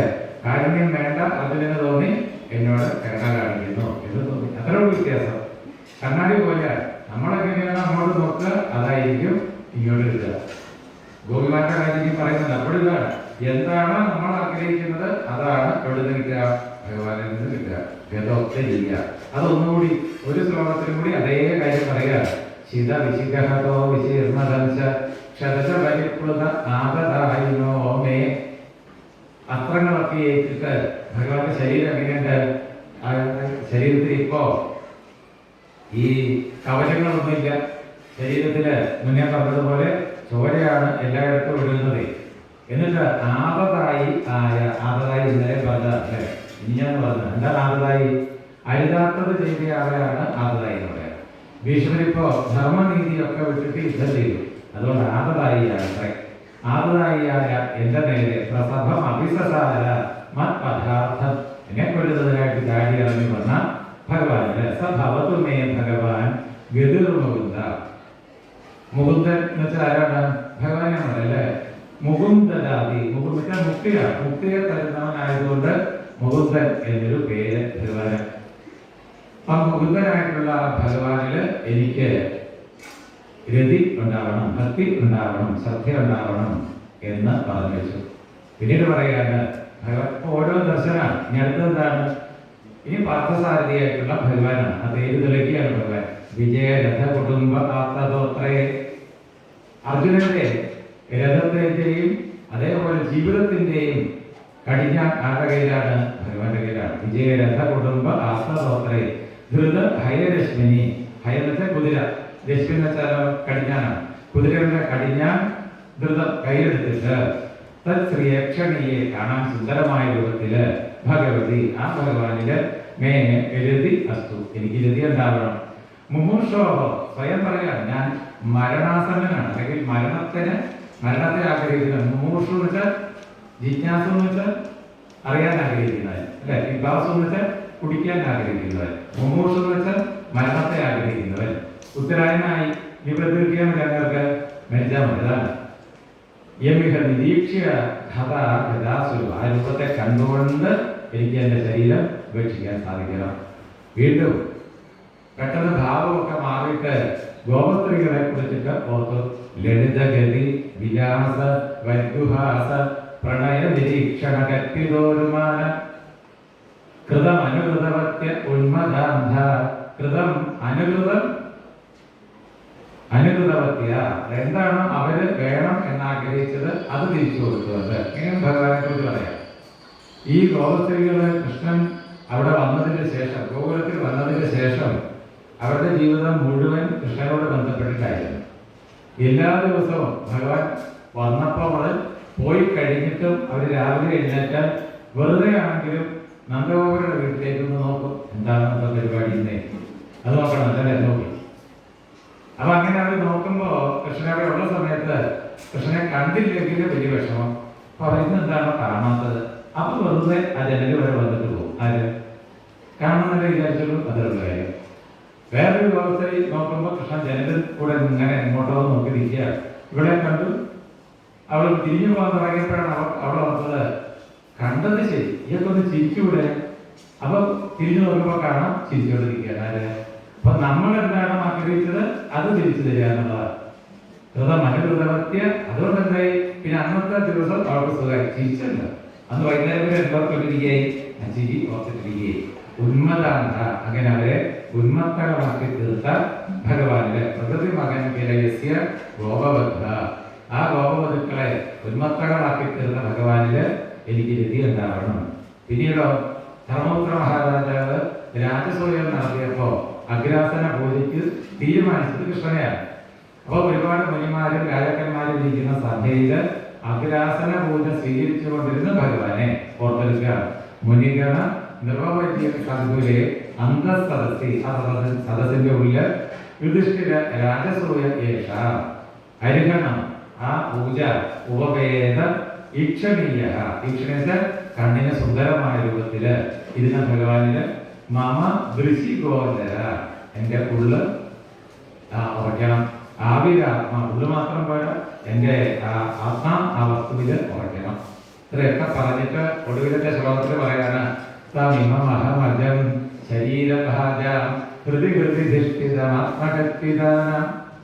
ഇവിടെ സം ഇമം അഹം അജം ശരീരഭാജ, ഒരുപാട് ചെറിയ ചെറിയ പദങ്ങൾ ഓർത്ത് വെച്ചിരിക്കുകയാണ്. സം ഇമം അഹം അജം. ഇവിടെ വായിക്കുമ്പോൾ എങ്ങനെ വായിക്കും? തം ഇമം അഹം അജം ശരീരഭാജം ഹൃദിഹൃദിധിഷ്ഠിതം. ശരീരഭാജ, ശരീരത്തെ സ്വീകരിച്ചിരിക്കുന്നവർ എല്ലാവരുടെ ഉള്ളില് ആത്മഗത്പിതാന, ആത്മാവായിക്കൊണ്ട് ഇരിക്കുന്നവൻ. നമ്മുടെയൊക്കെ ഉള്ളിൽ ഭഗവാൻ എങ്ങനെയാണ് ഇരിക്കുക? ആത്മാവായിട്ടാണ് ഇരിക്കുക. നമ്മളതിനെ തൽക്കാലത്തേക്ക് ജീവാത്മാവ് എന്ന് പറയും. എങ്ങനെയാണെന്ന് പറയാം, എല്ലാവരുടെ ഉള്ളില് ജീവാത്മാവായിട്ട്. പക്ഷെ സത്യത്തില് ഈ ജീവാത്മാവ് എന്ന് പറയുന്നത് ആര് തന്നെയാണ്? പരമാത്മാവ് തന്നെയാണ്. അതിലുള്ളൂ, അതിരുകളില്ലാത്ത പരമാത്മാവ് തന്നെയാണ് ഓരോ ശരീരത്തിലും ജീവാത്മാവായിട്ട് ഇരിക്കുന്നത്. അതിലുണ്ടെന്ന് തോന്നുന്ന ആളെ ജീവാത്മാവ് എന്ന് പറയും, അതിരുകളില്ലാത്തവനെ പരമാത്മാവ് എന്ന് പറയും. ഇത്രയുള്ള വ്യത്യാസം. നമുക്ക് സെപ്പറേഷൻ ഉണ്ടെന്ന് തോന്നിയാൽ നമ്മൾ ജീവാത്മാവ്. ഭഗവാന് ഒരു വേർതിരിപ്പില്ല, ഒരു വ്യത്യാസമില്ല, എല്ലായിടത്തും നിറഞ്ഞ വസ്തു. പിടികിട്ടുന്നുണ്ട് അല്ലേ? എന്തെങ്കിലും ഒരു മറയുണ്ടെന്ന് തോന്നുന്നയാളാണ് ജീവാത്മാവ്, ഒരു മറയില്ലാത്തവരാണ് പരമാത്മാവ്. രണ്ടും ഒന്ന് തന്നെ, ഇതറുള്ളൂ. അപ്പൊ ഇത് ഓരോ ശരീരത്തിന്റെ ഉള്ളിലും ആത്മാവായിട്ടിരിക്കുന്നു. അതെങ്ങനെയാണ് പറയാ? പ്രതിദൃശമിവ ന ഏകഥ ഏകം അർക്കം ന ഏകഥ. അതായത് ആകാശത്ത് സൂര്യൻ ജ്വലിച്ചു നിൽക്കുമ്പോൾ, ഈ സമയം ഇപ്പോഴൊക്കെ ആകുമ്പോൾ നമ്മൾ അവിടെ വെയിലത്ത് ഒരു കുടത്തിൽ ചന്ദനം കലക്കി വെച്ചു. അതിലാരെ കാണും? സൂര്യനെ കാണും അല്ലെ? സ്വർണ്ണക്കുടത്തിൽ വെള്ളം ഒഴിച്ച് വെച്ചാൽ അതിലാരെ കാണും? സൂര്യനെ കാണും. നമ്മുടെ ആറ്റിലാരെ കാണും? സൂര്യനെ കാണും. കുറെ വെള്ളം അവിടെ കൊണ്ടൊഴിച്ചു കഴിഞ്ഞാൽ ചെളിവെള്ളത്തിലും ആരെ കാണണം? എല്ലാത്തിലും നമുക്ക് സൂര്യനെ കാണാം അല്ലെ? അത് ഏത് സൂര്യനാണ്? ഒരേ ഒരു സൂര്യനെ പലതായിട്ട് കാണും പോലെ, അത്രേ ഉള്ളൂ. ഇപ്പൊ തിരിച്ചു കാണുകയാണ് ഭീഷ്മര്. എല്ലാവരുടെയും ഉള്ളില് ഭഗവാനെ കാണാൻ തുടങ്ങി ഭീഷ്മര്. അതായത് ഈ സ്തുതി തുടങ്ങിയപ്പോ ആദ്യം തൊട്ട് മുമ്പിൽ വന്ന കൃഷ്ണനെ ഭഗവാനായിട്ട് കണ്ടുകൊണ്ട് സ്തുതി ആരംഭിച്ചതാണ്. ഓർക്കുന്നുണ്ട് അല്ലെ? അങ്ങനെയാണ് സ്തുതി തുടങ്ങിയത്. ഇപ്പൊ പറയാണ്, എന്റെ മുന്നിൽ നിൽക്കുന്ന എല്ലാവരുടെയും ഉള്ളിലെ നിന്നെ മാത്രമാണ് ഞാൻ കാണുന്നത്. ഇപ്പൊ ചതുർഭുജത്തോടുകൂടി ശംഖചക്ര ഗദയൊക്കെ ആയിട്ടാണ് സകലരും ഭീഷ്മരുടെ മുമ്പിൽ ഇപ്പോ നിൽക്കുന്നത്. എല്ലാവരെയും ഭീഷ്മർ ആരായിട്ട് കാണാൻ തുടങ്ങി? ഭഗവാനായിട്ട് കാണാൻ തുടങ്ങി. നമ്മളത് പഠിച്ചിട്ടുള്ളവരാണ്. യാതൊന്ന് കാണുന്നത് കണ്ടോ? എത്ര വൃത്തിയായിട്ടാണ് പറഞ്ഞത് അല്ലേ? എന്നിട്ടുള്ളിൽ എന്ത് പറഞ്ഞുറപ്പിക്കാം? യാതൊന്നതൊക്കെ ഹരി നാരായണായിരുന്നു. എത്ര വൃത്തിയായിട്ടാണ് ഹരിനാമത്തിൽ പറഞ്ഞത്. ആ ദർശനമാണ് ഇപ്പൊ ആർക്ക് ലഭിച്ചത്? ഭീഷ്മർക്ക് ലഭിച്ചത്. സമധിഗതോസ്മി വിധൂത ഭേദമോഹ, സകല ഭേദങ്ങളും മാറി വിധൂതമായിട്ട് സമധിഗത, എന്റെ ബുദ്ധി അവർ ഒരേ നിലയിൽ എത്തിച്ചേർന്നു എന്ന് ഭീഷ്മർ ഓർപ്പിച്ചു. അങ്ങനെ കൃഷ്ണയേവം ഭഗവതി മനോ വാക്ക് ദൃഷ്ടി വൃത്തിഭി, ഭഗവാനായ കൃഷ്ണനില് മനസ്സും വാക്കും ദൃഷ്ടിയും കർമ്മവും ഒക്കെ ഉറപ്പിച്ചിട്ട് ആത്മനി, ആ ഭഗവാനിൽ ആത്മാനം തന്നെ തന്നെ ആവേശിയ, ആത്മനി ആത്മാനം ആവേശിയ സ അന്ധശ്വാസ വാരത്, ഈശ്വര തന്റെ പ്രാണനെ ഉള്ളിലേക്ക് പിൻവലിച്ചു. അത് ഭീഷ്മർക്ക് മാത്രം കിട്ടിയ ഒരു അത്ഭുതമാണ്. ഇത് പ്രാണനെ ഉള്ളിലേക്ക്, ഉള്ളിലുള്ള പരമാത്മാവിലേക്ക് ലയിപ്പിക്കുക. നമ്മളൊക്കെ മരിക്കുമ്പോൾ ശ്വാസം എങ്ങോട്ടാണ് പോകാം? നമ്മൾ മരിച്ചിട്ട് വന്നിട്ട് പറയാം അല്ലേ? അല്ല, ഞാൻ എങ്ങനെ കേട്ടിട്ടുള്ളത് അതാണ് അല്ലേ? മലയാളികളാണെങ്കിൽ നല്ല വൃത്തിയായിട്ട് പറയാം, കാറ്റ് പോകുക എന്നാണ് പറയുന്നത് തന്നെ. നമുക്കൊക്കെ പുറത്തോട്ടാണ് പോവുക അല്ലേ? എന്നാൽ ഭീഷ്മർ എങ്ങോട്ടാണ് അതിനെ ലയിപ്പിച്ചത്? ഉള്ളിലുള്ള ചൈതന്യത്തിലേക്ക് ലയിപ്പിച്ചു. അപ്പൊ അതുകൊണ്ട് മരിക്കുന്നെങ്കിൽ ആരെ പോലെ മരിക്കണം? ഭീഷ്മരെ പോലെ. ഇനി ഒരു ജന്മം ഇല്ല, ഭഗവാനിലേക്ക് പൂർണ്ണമായിട്ട് ലയിക്കുക. അപ്പൊ ഭീഷ്മരെയും ഒക്കെ പഠിക്കുമ്പോൾ അങ്ങനെയാണ്, മരിക്കുന്നെങ്കിൽ ഭീഷ്മരെ പോലെ മരിക്കണം, കൃഷ്ണനെ കണ്ടുകൊണ്ട് കൃഷ്ണനിലേക്ക്. ജീവിക്കുന്നെങ്കിലോ പാണ്ഡവരെ പോലെ, കുന്തിയെ പോലെ. ജീവിതത്തിൽ എന്തെല്ലാം കഷ്ടപ്പാടുകൾ ഉണ്ടായാലും അതിലൊരു വിലാപമോ പരിദേവനമോ ഇല്ലാതെ സ്വസ്ഥായിരിക്കുക. പാണ്ഡവർക്ക് എന്നും കഷ്ടപ്പാടാണെങ്കിലും നമ്മൾ ചെയ്യും പോലെ അമ്പലത്തിൽ കിടന്ന് വെള്ളം ഉണ്ടാക്കാനായിട്ട് കേട്ടിട്ടുള്ളവര്, എന്നാൽ എനിക്ക് ഈ ഗതി വന്നല്ലോ എന്ന് അതില്ല. അവരങ്ങനെ പറയില്ല, കാരണം ഇതൊക്കെ പ്രാരബ്ധമാണെന്ന് അവർക്കറിയാം. കൂടെ ആരുണ്ടെന്നും അറിയാം, ഭഗവാനുണ്ടെന്നും അറിയാം. ഇത് രണ്ടും ഇല്ലാത്തതുകൊണ്ടാണ് നമ്മൾ എന്ത് ചെയ്യുന്നത്? നിന്ന നിൽപ്പിൽ തയ്യാറെടുത്ത് നിലവിളിക്കുന്നത് അല്ലേ? അവർക്ക് അങ്ങനെ ഒരു നിലവിളി ഇല്ല. മഹാഭാരതം മുഴുവൻ തിരക്കിയാലും നിങ്ങൾക്ക് അത് കാണാൻ പറ്റില്ല. പാണ്ഡവർ കടിഞ്ഞതായിട്ട് എന്ത് പറഞ്ഞിട്ട് ഞങ്ങൾക്ക് ഈ ഗതി വന്നല്ലോ, ആ ഗതി വന്നല്ലോ, എന്ത് പാടിലോട്ടാണ് ഞങ്ങൾ യുദ്ധം ചെയ്ത് കൊട്ടാരമൊക്കെ പിടിച്ചു മേടിച്ചത്, പിന്നെ ഞങ്ങൾക്ക് കാട്ടിപ്പോകേണ്ടി വന്നില്ലേ? ഇതൊന്നും ആരും പറഞ്ഞിട്ടില്ല, പാണ്ഡവർ പറഞ്ഞില്ല. കാരണം അവരുടെ ഉള്ളാരിൽ കുറച്ചിട്ടുണ്ട്, ഭഗവാനിൽ കുറച്ചിട്ടുണ്ട്. അങ്ങനെ ഭീഷ്മരുടെ സദ്ഗതിയെ കുറിച്ചിട്ട് പറഞ്ഞു വെച്ചു. പിന്നീട് 10 11 അധ്യായത്തിൽ കാണാം. ഇനിയിപ്പോൾ എളുപ്പം പറയാം, കൃഷ്ണൻ ദ്വാരകയിലേക്ക് തിരിച്ചു പോയി. 12ാമത്തെ അധ്യായത്തിലോ 12ാമത്തെ അധ്യായത്തില് അഭിമന്യുവിന്റെയും ഉത്തരയുടെയും മകനായിട്ട് പരീക്ഷിത്ത് ജനിക്കുകയും. അങ്ങനെയാണല്ലോ ജനിക്കുന്നത്. അപ്പൊ ജനിക്കുമ്പോ അഭിമന്യു അവിടെ ഇല്ല. ഉത്തര പാണ്ഡവരുടെ സംരക്ഷണയിലാണ്. പാണ്ഡവരാണ് ഇപ്പൊ രാജ്യം ഭരിക്കുന്നത്. അങ്ങനെ അവിടെ വെച്ചിട്ട് ആര് ജനിച്ചു? പരീക്ഷിത്ത് ജനിച്ചു. പരീക്ഷിത്തിന്റെ ജാതകർമ്മങ്ങളൊക്കെ അവർ ചെയ്തു വെച്ചു, ബ്രാഹ്മണരെ വെച്ച് വരുത്തിയിട്ട് അതും പറയുന്നുണ്ട്. അത് കഴിഞ്ഞപ്പോഴോ പിന്നീടുള്ള അധ്യായങ്ങളിൽ കാണാം പാണ്ഡവരുടെ രാജ്യഭരണത്തെ കുറിച്ചിട്ട് പറയും. പിന്നീട് പാണ്ഡവരുടെ രാജ്യഭരണം നമ്മളെ ഓർമ്മപ്പെടുത്തും. അത് കഴിഞ്ഞിട്ടോ അർജുനൻ ഈ സമയത്ത് കൃഷ്ണനെ കാണുന്നതിനായിട്ട് ദ്വാരകയ്ക്ക് പോകും. അർജുനൻ തിരിച്ചു വരാനായിട്ട് വൈകുക. അങ്ങനെ ഇരുന്ന സമയത്ത് നാട്ടില് ദുർനിമിത്തങ്ങൾ കാണാൻ തുടങ്ങി. അങ്ങനെ ഇന്ദ്രപ്രസ്ഥത്തിൽ ദുർനിമിത്തങ്ങൾ കണ്ട പാണ്ഡവര് ബ്രാഹ്മണരെ വിളിച്ചു വരുത്തി. അതിന്റെ കാരണം ചിന്തിച്ചുകൊണ്ടിരിക്കുന്ന സമയത്താണ് അർജുനൻ ദ്വാരകയിൽ നിന്ന് തിരിച്ചു വരുന്നത്. അത് അർജുനനാണെന്ന് തന്നെ അവർക്ക് മനസ്സിലായില്ല അത്രേ. കാരണം എന്താണ്? കരുത്തനായ ധീരനായ അർജുനനല്ല തിരിച്ചു വരുന്നത്, അതിദുർബലനായിട്ടുള്ള ഒരാളായിട്ടാണ് തിരിച്ചു വന്നത്. ഈ ഗാന്ധീവം ഇപ്പൊ കയ്യിലില്ല. ഏത് ഗാന്ധീവം? അർജുനന്റെ മഹത്തായ വില്ലുണ്ട്, അത് കാണാനില്ല. അമ്പൊടുങ്ങാത്ത ഒരാവനായി ഉണ്ടായിരുന്നു, അഗ്നി കൊടുത്തതാണ്. അതിപ്പോ അമ്പൊന്നും ഇല്ലാതാലും അത് വലിച്ചഴിച്ചിട്ടാണ്, ചുമക്കാൻ പറ്റാതെ വലിച്ചഴിച്ചിട്ടാണ് ആര് വരുന്നത്? അർജുനൻ വരുന്നത്. അങ്ങനെ അർജുനൻ വന്നത് കണ്ടപ്പോ എല്ലാവർക്കും വലിയ ദുഃഖമായി. അവര് അർജുനനോട് എന്താ ഇങ്ങനെ പറ്റിയെന്ന് ചോദിക്കുന്നതിന് മുമ്പേ ദ്വാരകയുടെ വിശേഷങ്ങളാണ് ചോദിച്ചത്. ദ്വാരകയിൽ എല്ലാവരും സുഖമായിട്ടിരിക്കുന്നില്ലേ എന്ന് ചോദിച്ചു. ഓരോരുത്തരെ പ്രത്യേകം പേരെടുത്ത് ചോദിച്ചു. വസുദേവരും അതേപോലെ ഉഗ്രസേന രാജാവും അവിടുത്തെ സ്ത്രീകളും കുന്തിദേവി ഒക്കെ സുഖമായിട്ടിരിക്കുന്നില്ലേ ഒക്കെ ചോദിച്ചിട്ട് ഏറ്റവും അവസാനമാണ് എല്ലാവരെയും സംരക്ഷിച്ചുകൊണ്ട് ഭഗവാൻ സ്വസ്ഥനായിട്ടിരിക്കുന്നില്ലേ എന്ന് ചോദിച്ചത്. കൃഷ്ണന്റെ പേര് കേട്ടയുടൻ അർജുനൻ കരയാൻ തുടങ്ങി. എന്നിട്ടാണ് പറഞ്ഞത്, വഞ്ചിതോഹം മഹാരാജ ഹരിണ ബന്ധുരൂപിണ. നമുക്ക് ബന്ധുവായിട്ടുണ്ടായിരുന്ന ഹരി നമ്മളെ കബളിപ്പിച്ചിട്ട് കളഞ്ഞു. അങ്ങനെ ദ്വാരകയിലെ നാശവൃത്താന്തം അർജുനൻ പറഞ്ഞു. ഓർക്കുന്നുണ്ടല്ലോ അല്ലേ? അത് ദ്വാരകയിലുണ്ടായിരുന്ന പുരുഷന്മാര് അവര് പ്രഭാസതീർത്ഥക്കരയിൽ പോയി പരസ്പരം യുദ്ധം ചെയ്ത് മരിച്ചുപോയി. രാമനും കൃഷ്ണനും അവരുടെ ശരീരത്തെ ബലരാമസ്വാമി സമുദ്രതീരത്ത് വെച്ചിട്ട് അദ്ദേഹത്തിന്റെ ദേഹത്തെ ഉപേക്ഷിച്ചു. ഇതുകൂടി അറിഞ്ഞു കഴിഞ്ഞപ്പോൾ കൃഷ്ണൻ സരസ്വതി നദിയുടെ തീരത്ത് ധ്യാനത്തിലായി.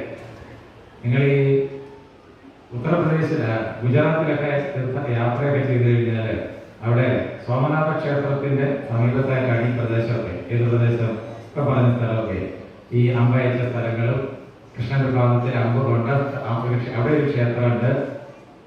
അതേപോലെ ഭഗവാൻ ശരീരം വിട്ട പ്രദേശം അവിടെ കാണാം, ഒക്കെ അവിടെ കാണാം. അവിടെയാണ് സോമനാഥ ക്ഷേത്രത്തിന് അടുത്തായിട്ടാണ്. അല്ല ആരെങ്കിലുമൊക്കെ പോകുന്നുണ്ടെങ്കിൽ അത് കാണാണ്ട് പോയാണ്. പിന്നെ ഇവിടെ വന്നിട്ട് അയ്യോ ഞങ്ങൾ അതിലെ പോയതായിരുന്നു, ഞങ്ങൾ പട്ടേലിന്റെ പ്രതിമയും കണ്ടു, പിന്നെ വീട് വല്ലതും കണ്ടിട്ട് ഇത് പോകുന്നു, ഏത് കണ്ടില്ല, അങ്ങനെ പറയരുത്. അവിടെ ഉറപ്പിച്ചതാണ്.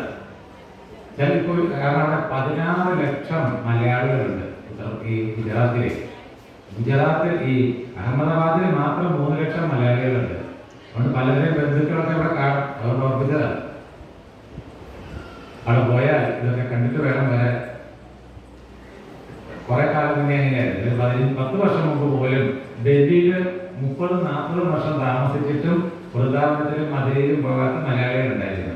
അവരാഗ്രഹം പലതവണ പോയിട്ടുണ്ട്. എവിടെ പോയിട്ടുണ്ട്? ശവക്കോട്ട കാണാനായിട്ട് മെനക്കെട്ട് അങ്ങോട്ട് പോകും. ഒക്കെ ശവക്കോട്ടയാണ്. നമ്മൾ ഈ ഡൽഹിയിൽ പോയാൽ കാണുന്നത് മുഴുവൻ എന്താണ്?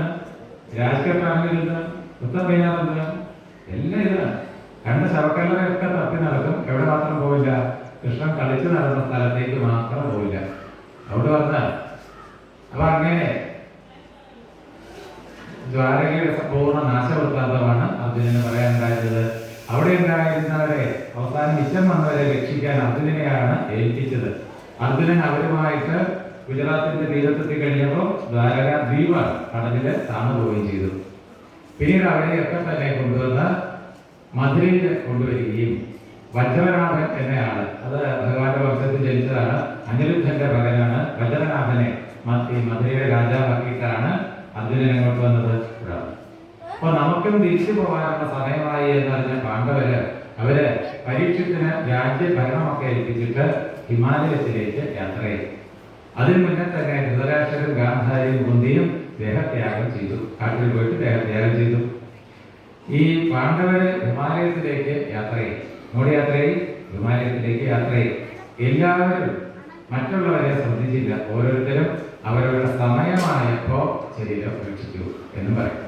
അങ്ങനെ പാണ്ഡവരുടെ മഹാപ്രസ്ഥാനം എന്നാണ് ഇതിന് പറയാറ്. അപ്പൊ അവിടെ ഒരു ഫലശ്രുതിയും കാണാം. ആരാണോ പാണ്ഡവരെയും അവരുടെ മഹാപ്രസ്ഥാനത്തെയും ഭക്തിയെയും ഓർക്കുന്നത് അവർക്ക് ഭഗവാനില് സദ്ഗതി ലഭിക്കും എന്നൊരു ഫലശ്രുതി അവിടെ കാണാം.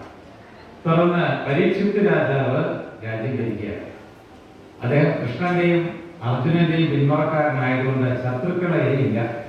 അതുകൊണ്ട് തന്നെ ഭൂമി മുഴുവനും അദ്ദേഹം തന്റെ ഭരണത്തിന്റെ കീഴിൽ കൊണ്ടു. ഭൂമി മുഴുവനും ഭരിക്കുക, സ്വസ്ഥമായ ഭരണം അങ്ങനെ ഭരിച്ചുകൊണ്ടിരിക്കെ എന്നാലും അദ്ദേഹം പ്രജാക്ഷേമമൊക്കെ അന്വേഷിച്ചിട്ട് നാട്ടിലൂടെയൊക്കെ നടക്കും. ആർക്കെങ്കിലും എന്തെങ്കിലും സങ്കടം ഉണ്ടോ എന്നറിയാൻ അങ്ങനെ നടക്കുമ്പോൾ അദ്ദേഹം ഒരിക്കലൊരു കാഴ്ച കണ്ടു. എന്ത് കാഴ്ചയാണ്? ഒരു പശുവും കാളയും ഇരിക്കുന്നുണ്ട്. ഈ കാളയുടെ 4 കാലും ഒരു വേടൻ തല്ലി ഒടിക്കുന്നതും കണ്ടു. പരീക്ഷയ്ക്ക് അങ്ങനെയൊന്നും സമ്മതിക്കില്ലാത്ത ആളാണ്. ഒരാൾക്ക് ദുഃഖം അനുവദിക്കില്ല. അതുകൊണ്ട് ഈ വേടനെ പിടിച്ച് കെട്ടി കൊല്ലാൻ തുടങ്ങിയപ്പോൾ അവർ സംസാരിക്കാൻ ആരംഭിച്ചു. അവർ പറഞ്ഞെന്താണ്? ഭൂമിയാണത്രേ പശുവിന്റെ രൂപത്തിൽ നിൽക്കുന്നത്. ഭൂമി പശുവിന്റെ രൂപത്തിൽ വന്നതാണ്. ഭൂമിയിൽ നിലനിൽക്കേണ്ടുന്ന ധർമ്മം കാളയായിട്ട് വന്നതാണ്. യുഗദേവതയായ കലിയാണ് വേടനായിട്ട് വന്നത്. 3 പേരെയും പരിചയപ്പെട്ടതാണ്. ഈ പശു ആരാണ്? ഭൂമിയാണ്. കാള ആരാണ്? ധർമ്മമാണ്. വേടനാരാണ്? കലിയാണ്. കൃഷ്ണൻ പോയതോടെ കലിയുഗം ആരംഭിച്ചു.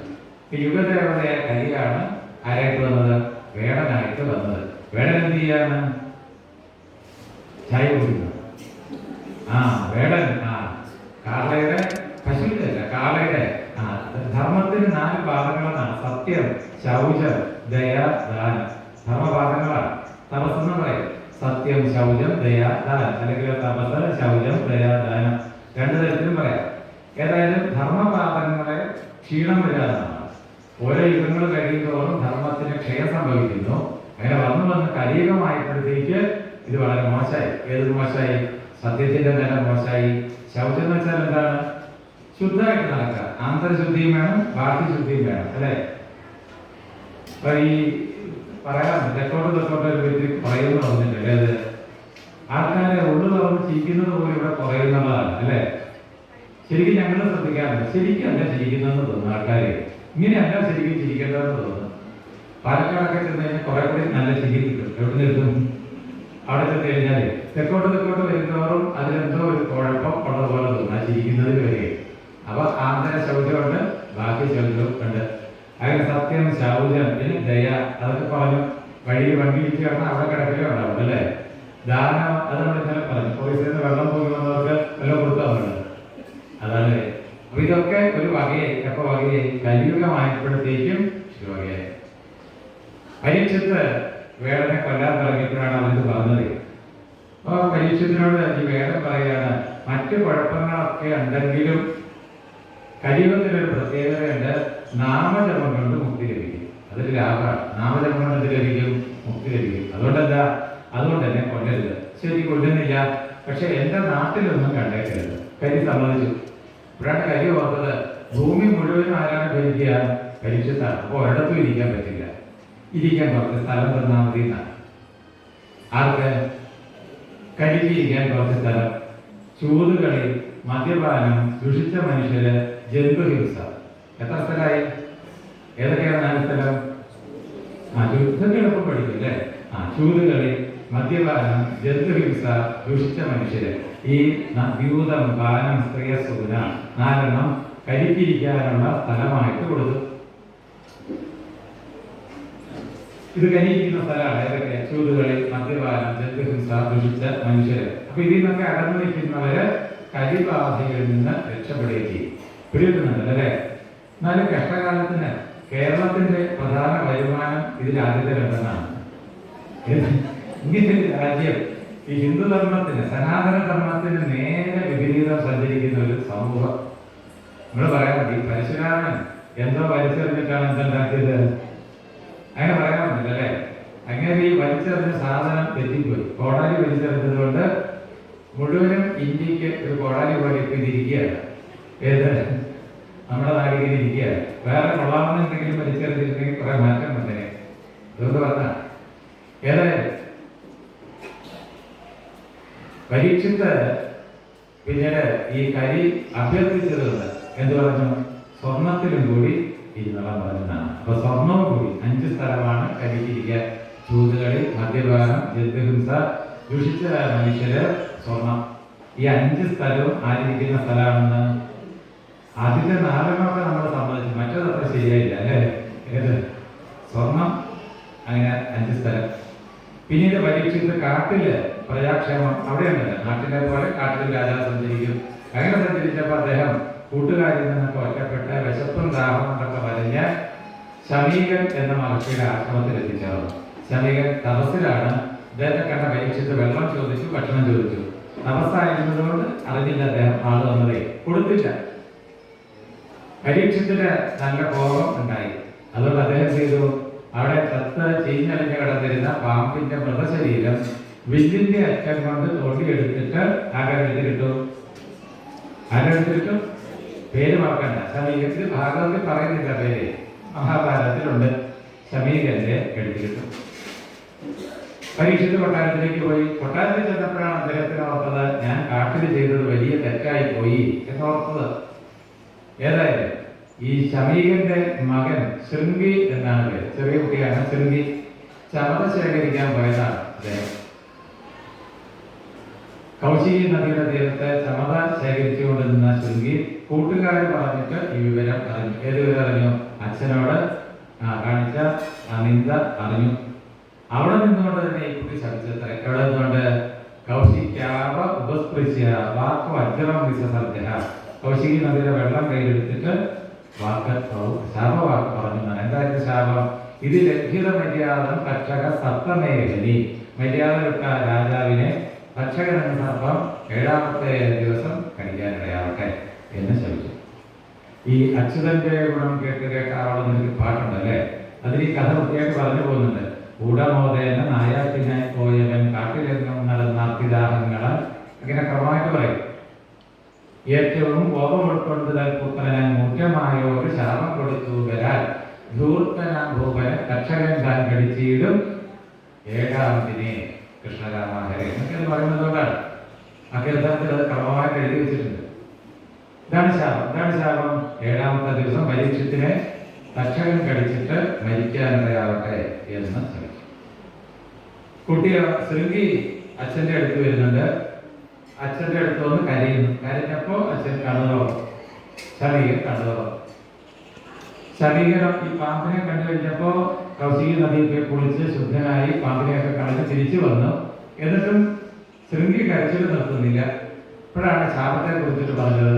അപ്പൊ ശമീകൻ പറയുകയും ചെയ്തു, ഈ രാജാക്കന്മാർക്ക് ക്ഷത്രിയരായതുകൊണ്ട് കോപം ഒരു ഭൂഷണമാണ്, നമുക്കത് പാടില്ലാത്തതാണ്. ഋഷിമാർക്ക് എന്ത് പാടില്ല? കോപം പാടില്ല. നീ ഇത്രയും കാലം ഉണ്ടാക്കിയ തപസിദ്ധിയൊക്കെ ഒറ്റ ശാപം കൊണ്ട് നഷ്ടമായി എന്ന് പറയുകയും ചെയ്തു. ഏതായാലും നീ തന്നെ ചെന്ന് രാജാവിനോട് പറയാൻ പറഞ്ഞു. അങ്ങനെ ശൃംഗി കൊട്ടാരത്തിൽ ചെന്ന് രാജാവിനോട് ശാപത്തെ കുറിച്ചിട്ട് പറഞ്ഞു. ഈ ശാപവൃത്താന്തം കേട്ട ഉടൻ തന്നെ പരീക്ഷിത്ത് മകനായിട്ടുള്ള ജനമേജയനെ രാജ്യഭരണം ഏൽപ്പിച്ചു. ഈ സമയത്ത് പരീക്ഷിച്ചതിന് മുന്നേ തന്നെ കല്യാണം കഴിച്ചിരുന്നു. ഉത്തരന്റെ മകള് ഇരാവതിയാണ് കല്യാണം കഴിച്ചത്. ആരെ കല്യാണം കഴിച്ചു? ഉത്തരന്റെ സഹോദരനാണ് അല്ലെ. ഉത്തരന്റെ മകള് ഇരാവതി എന്ന പെൺകുട്ടിയെ ആര് കല്യാണം കഴിച്ചിരുന്നു? പരീക്ഷിച്ച്. ജനമേജയൻ തുടങ്ങിയ മക്കളുണ്ടായി. ആ മൂത്ത മകനായിട്ടുള്ള ജനമേജയന് രാജ്യഭരണം ഏൽപ്പിച്ചിട്ട് പരീക്ഷിച്ച് അങ്ങോട്ട് പോയി ഗംഗാതീരത്തിലേക്ക് പോയി. ഗംഗാതീരത്തില് ദർഭപ്പുല്ല് വിരിച്ചിട്ട് പരീക്ഷിച്ചിരുന്നു. ഇതെന്താണ് ഓർത്തത്? ഞാൻ ഉണ്ടാക്കി വെച്ച രാജ്യവും സമ്പത്തും എന്റെ പൈതൃകവും പാരമ്പര്യവും എന്റെ ആരോഗ്യം, കരുത്ത്, യൗവനം ഇതെല്ലാം ഒരു മുനികുമാരൻ നാദം മുളച്ചപ്പോൾ ഇല്ലാണ്ടാവുകയാണ്. അപ്പൊ സത്യത്തിൽ എന്തിനായിരുന്നു ഞാൻ അധ്വാനിക്കേണ്ടിയിരുന്നത്? എന്തിനാണ് ജീവിതത്തിൽ പ്രാധാന്യം കൊടുക്കേണ്ടിയിരുന്നത്? നമ്മൾ ഈ ലിസ്റ്റിൽ പറഞ്ഞ കാര്യങ്ങളുണ്ടല്ലോ അല്ലേ, ഇതിനൊക്കെ വേണ്ടിയിട്ടല്ലേ നമ്മൾ പാടുപെടുന്നത്? അല്ലെങ്കിൽ ഇത് ഏതെങ്കിലും ഒന്നിനു വേണ്ടിയിട്ടല്ലേ? മനസ്സിലാകുന്നുണ്ടല്ലോ അല്ലേ? നമ്മൾ എന്ത് സംരക്ഷിക്കാനാണോ ഈ ആയുഷ്കാലം മുഴുവൻ മെനക്കെട്ടത്, അതൊരു ചെറിയ കുട്ടി, അത് കാട്ടിൽ കിടന്ന കുഞ്ഞ് ഒന്ന് പറഞ്ഞതോടെ തീരാൻ പോത്രേ. അപ്പൊ സത്യത്തിൽ എന്തിനാണ് ഞാൻ പ്രാധാന്യം കൊടുക്കേണ്ടിയിരുന്നത്? മനസ്സിലാകുന്നുണ്ടല്ലോ അല്ലേ? ഇനിയിപ്പോ അധികം ദിവസമില്ല, എനിക്ക് മരണാസന്നനാണ്. അതുകൊണ്ട് മരണാസന്നനായ ഒരാൾ എന്താണ് ചെയ്യേണ്ടത്? ഇനിയിപ്പോ ഞാൻ എന്ത് ചെയ്യും? അങ്ങനെയൊക്കെ തോന്നുന്നില്ലേ? എന്താ ദേവി പറയുന്നത്? സ്മരണീയം പദയുഗം അമ്പായം അല്ലെ, കേട്ടിട്ടുണ്ടല്ലേ? ആപതി കിം കരണീയം എന്ന് ചോദിക്കുമ്പോൾ എന്ത് പറയും? വേറെ ചെയ്യാനില്ല. അമ്പായം പദയുഗം സ്മരണീയം. അതുപോലെ ഇനിയിപ്പോ ആകെ ചെയ്യാൻ എന്തേ ഉള്ളൂ എന്നാണ് ചോദ്യം പരീക്ഷിച്ചത്. ഞാൻ ഇനി എന്താണ് ചെയ്യേണ്ടത് എന്ന ചോദ്യം ഉള്ളിലുണ്ടായതാണ്. എന്തായാലും ചോദ്യം? മരണാസന്നനായ ഒരാൾ എന്താണ് ചെയ്യേണ്ടത്? പരീക്ഷത്തിനെ അഭിനന്ദിക്കാനായിട്ടും അനുഗ്രഹിക്കാനായിട്ടും ഒരുപാട് ഋഷിമാര് അവിടെ എത്തിച്ചേർന്നു. എല്ലാവരെയും സത്കരിച്ചിരുത്തിയ പരീക്ഷിച്ച് അവരോടെല്ലാം ഈ ചോദ്യം ചോദിച്ചു. അവരാരും ഉത്തരവൊന്നും പറഞ്ഞില്ല. അങ്ങനെ ആരും ഉത്തരം പറയാത്ത ഘട്ടത്തിലാണ് വേദവ്യാസപുത്രനായ ശുഗബ്രഹ്മർഷി ആഘോഷമായിട്ട് അവിടെ എത്തിച്ചേർന്നത്. അദ്ദേഹം നാമം ജപിച്ച് ആണ് ആ വരുന്നത്. അങ്ങനെ വരുമ്പോൾ ഒരുപാട് ആൾക്കാർ, കുട്ടികൾ, സ്ത്രീകൾ ഒക്കെ പാട്ട് പാടി നൃത്തം ചെയ്ത് അദ്ദേഹത്തെ ലഭിക്കുന്നുണ്ട്. അങ്ങനെ എത്തിച്ചേർന്നു. ആരെത്തിച്ചേർന്നു? ശുഗബ്രഹ്മർഷി എത്തിച്ചേർന്നു.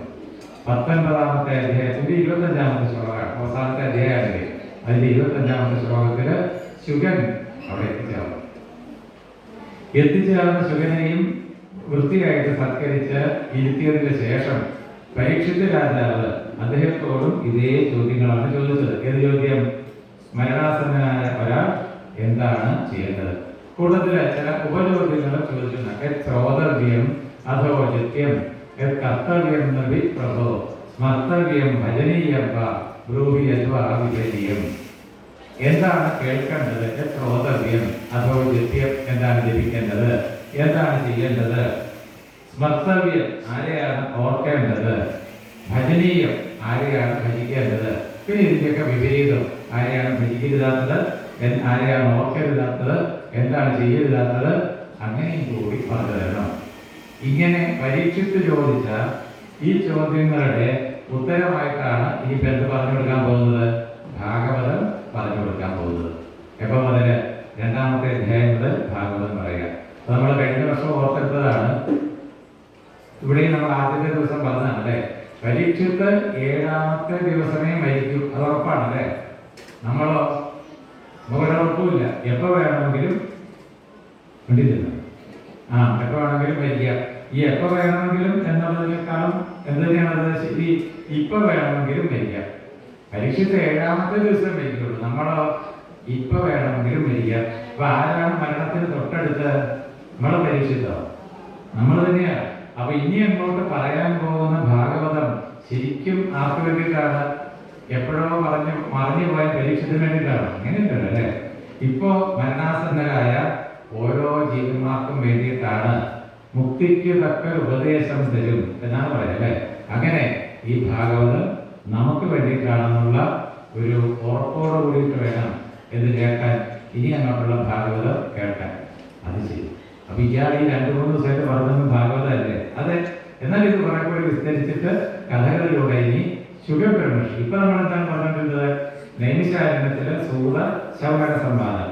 ഈ അതിന്റെ ഉള്ളില് എന്ത് സംവാദമാണ്? പോയി ശുഗനും പരീക്ഷിച്ചും തമ്മിലുള്ള ചർച്ച എവിടെ വെച്ചിട്ടാണ്? ഗംഗാതീരത്ത് വെച്ചിട്ട്. ഇത് 3ാമത്തെയാണ് അല്ലെ. ആദ്യം നൈമിഷാരണ്യം, അവിടെ സൂതനും ശൗനകാദികളും. പിന്നീടോ സരസ്വതി നദിയുടെ തീരത്ത് ശമയാപ്രാണം, അവിടെ വേദവ്യാസനും നാരദനും. ഇപ്പോഴോ ഗംഗാതീരത്ത് പരീക്ഷിത്തും ശുഗനും. അങ്ങനെ 3 സ്ഥലം. അവിടെയൊക്കെ ശ്രോതാവ്, വക്താവ് ഇങ്ങനെ പറഞ്ഞുകൊണ്ടാണ് 19 അധ്യായമുള്ള 1ാമത്തെ സ്കന്ധം പൂർണ്ണമാവുക. ഇനി നമുക്കൊരു 2 അധ്യായം പാരായണം ചെയ്തിട്ട് ബാക്കി കഥകളിലേക്ക് കടക്കുകയും ചെയ്യാം. സർവത്ര ഗോവിന്ദനാമ സങ്കീർത്തനം.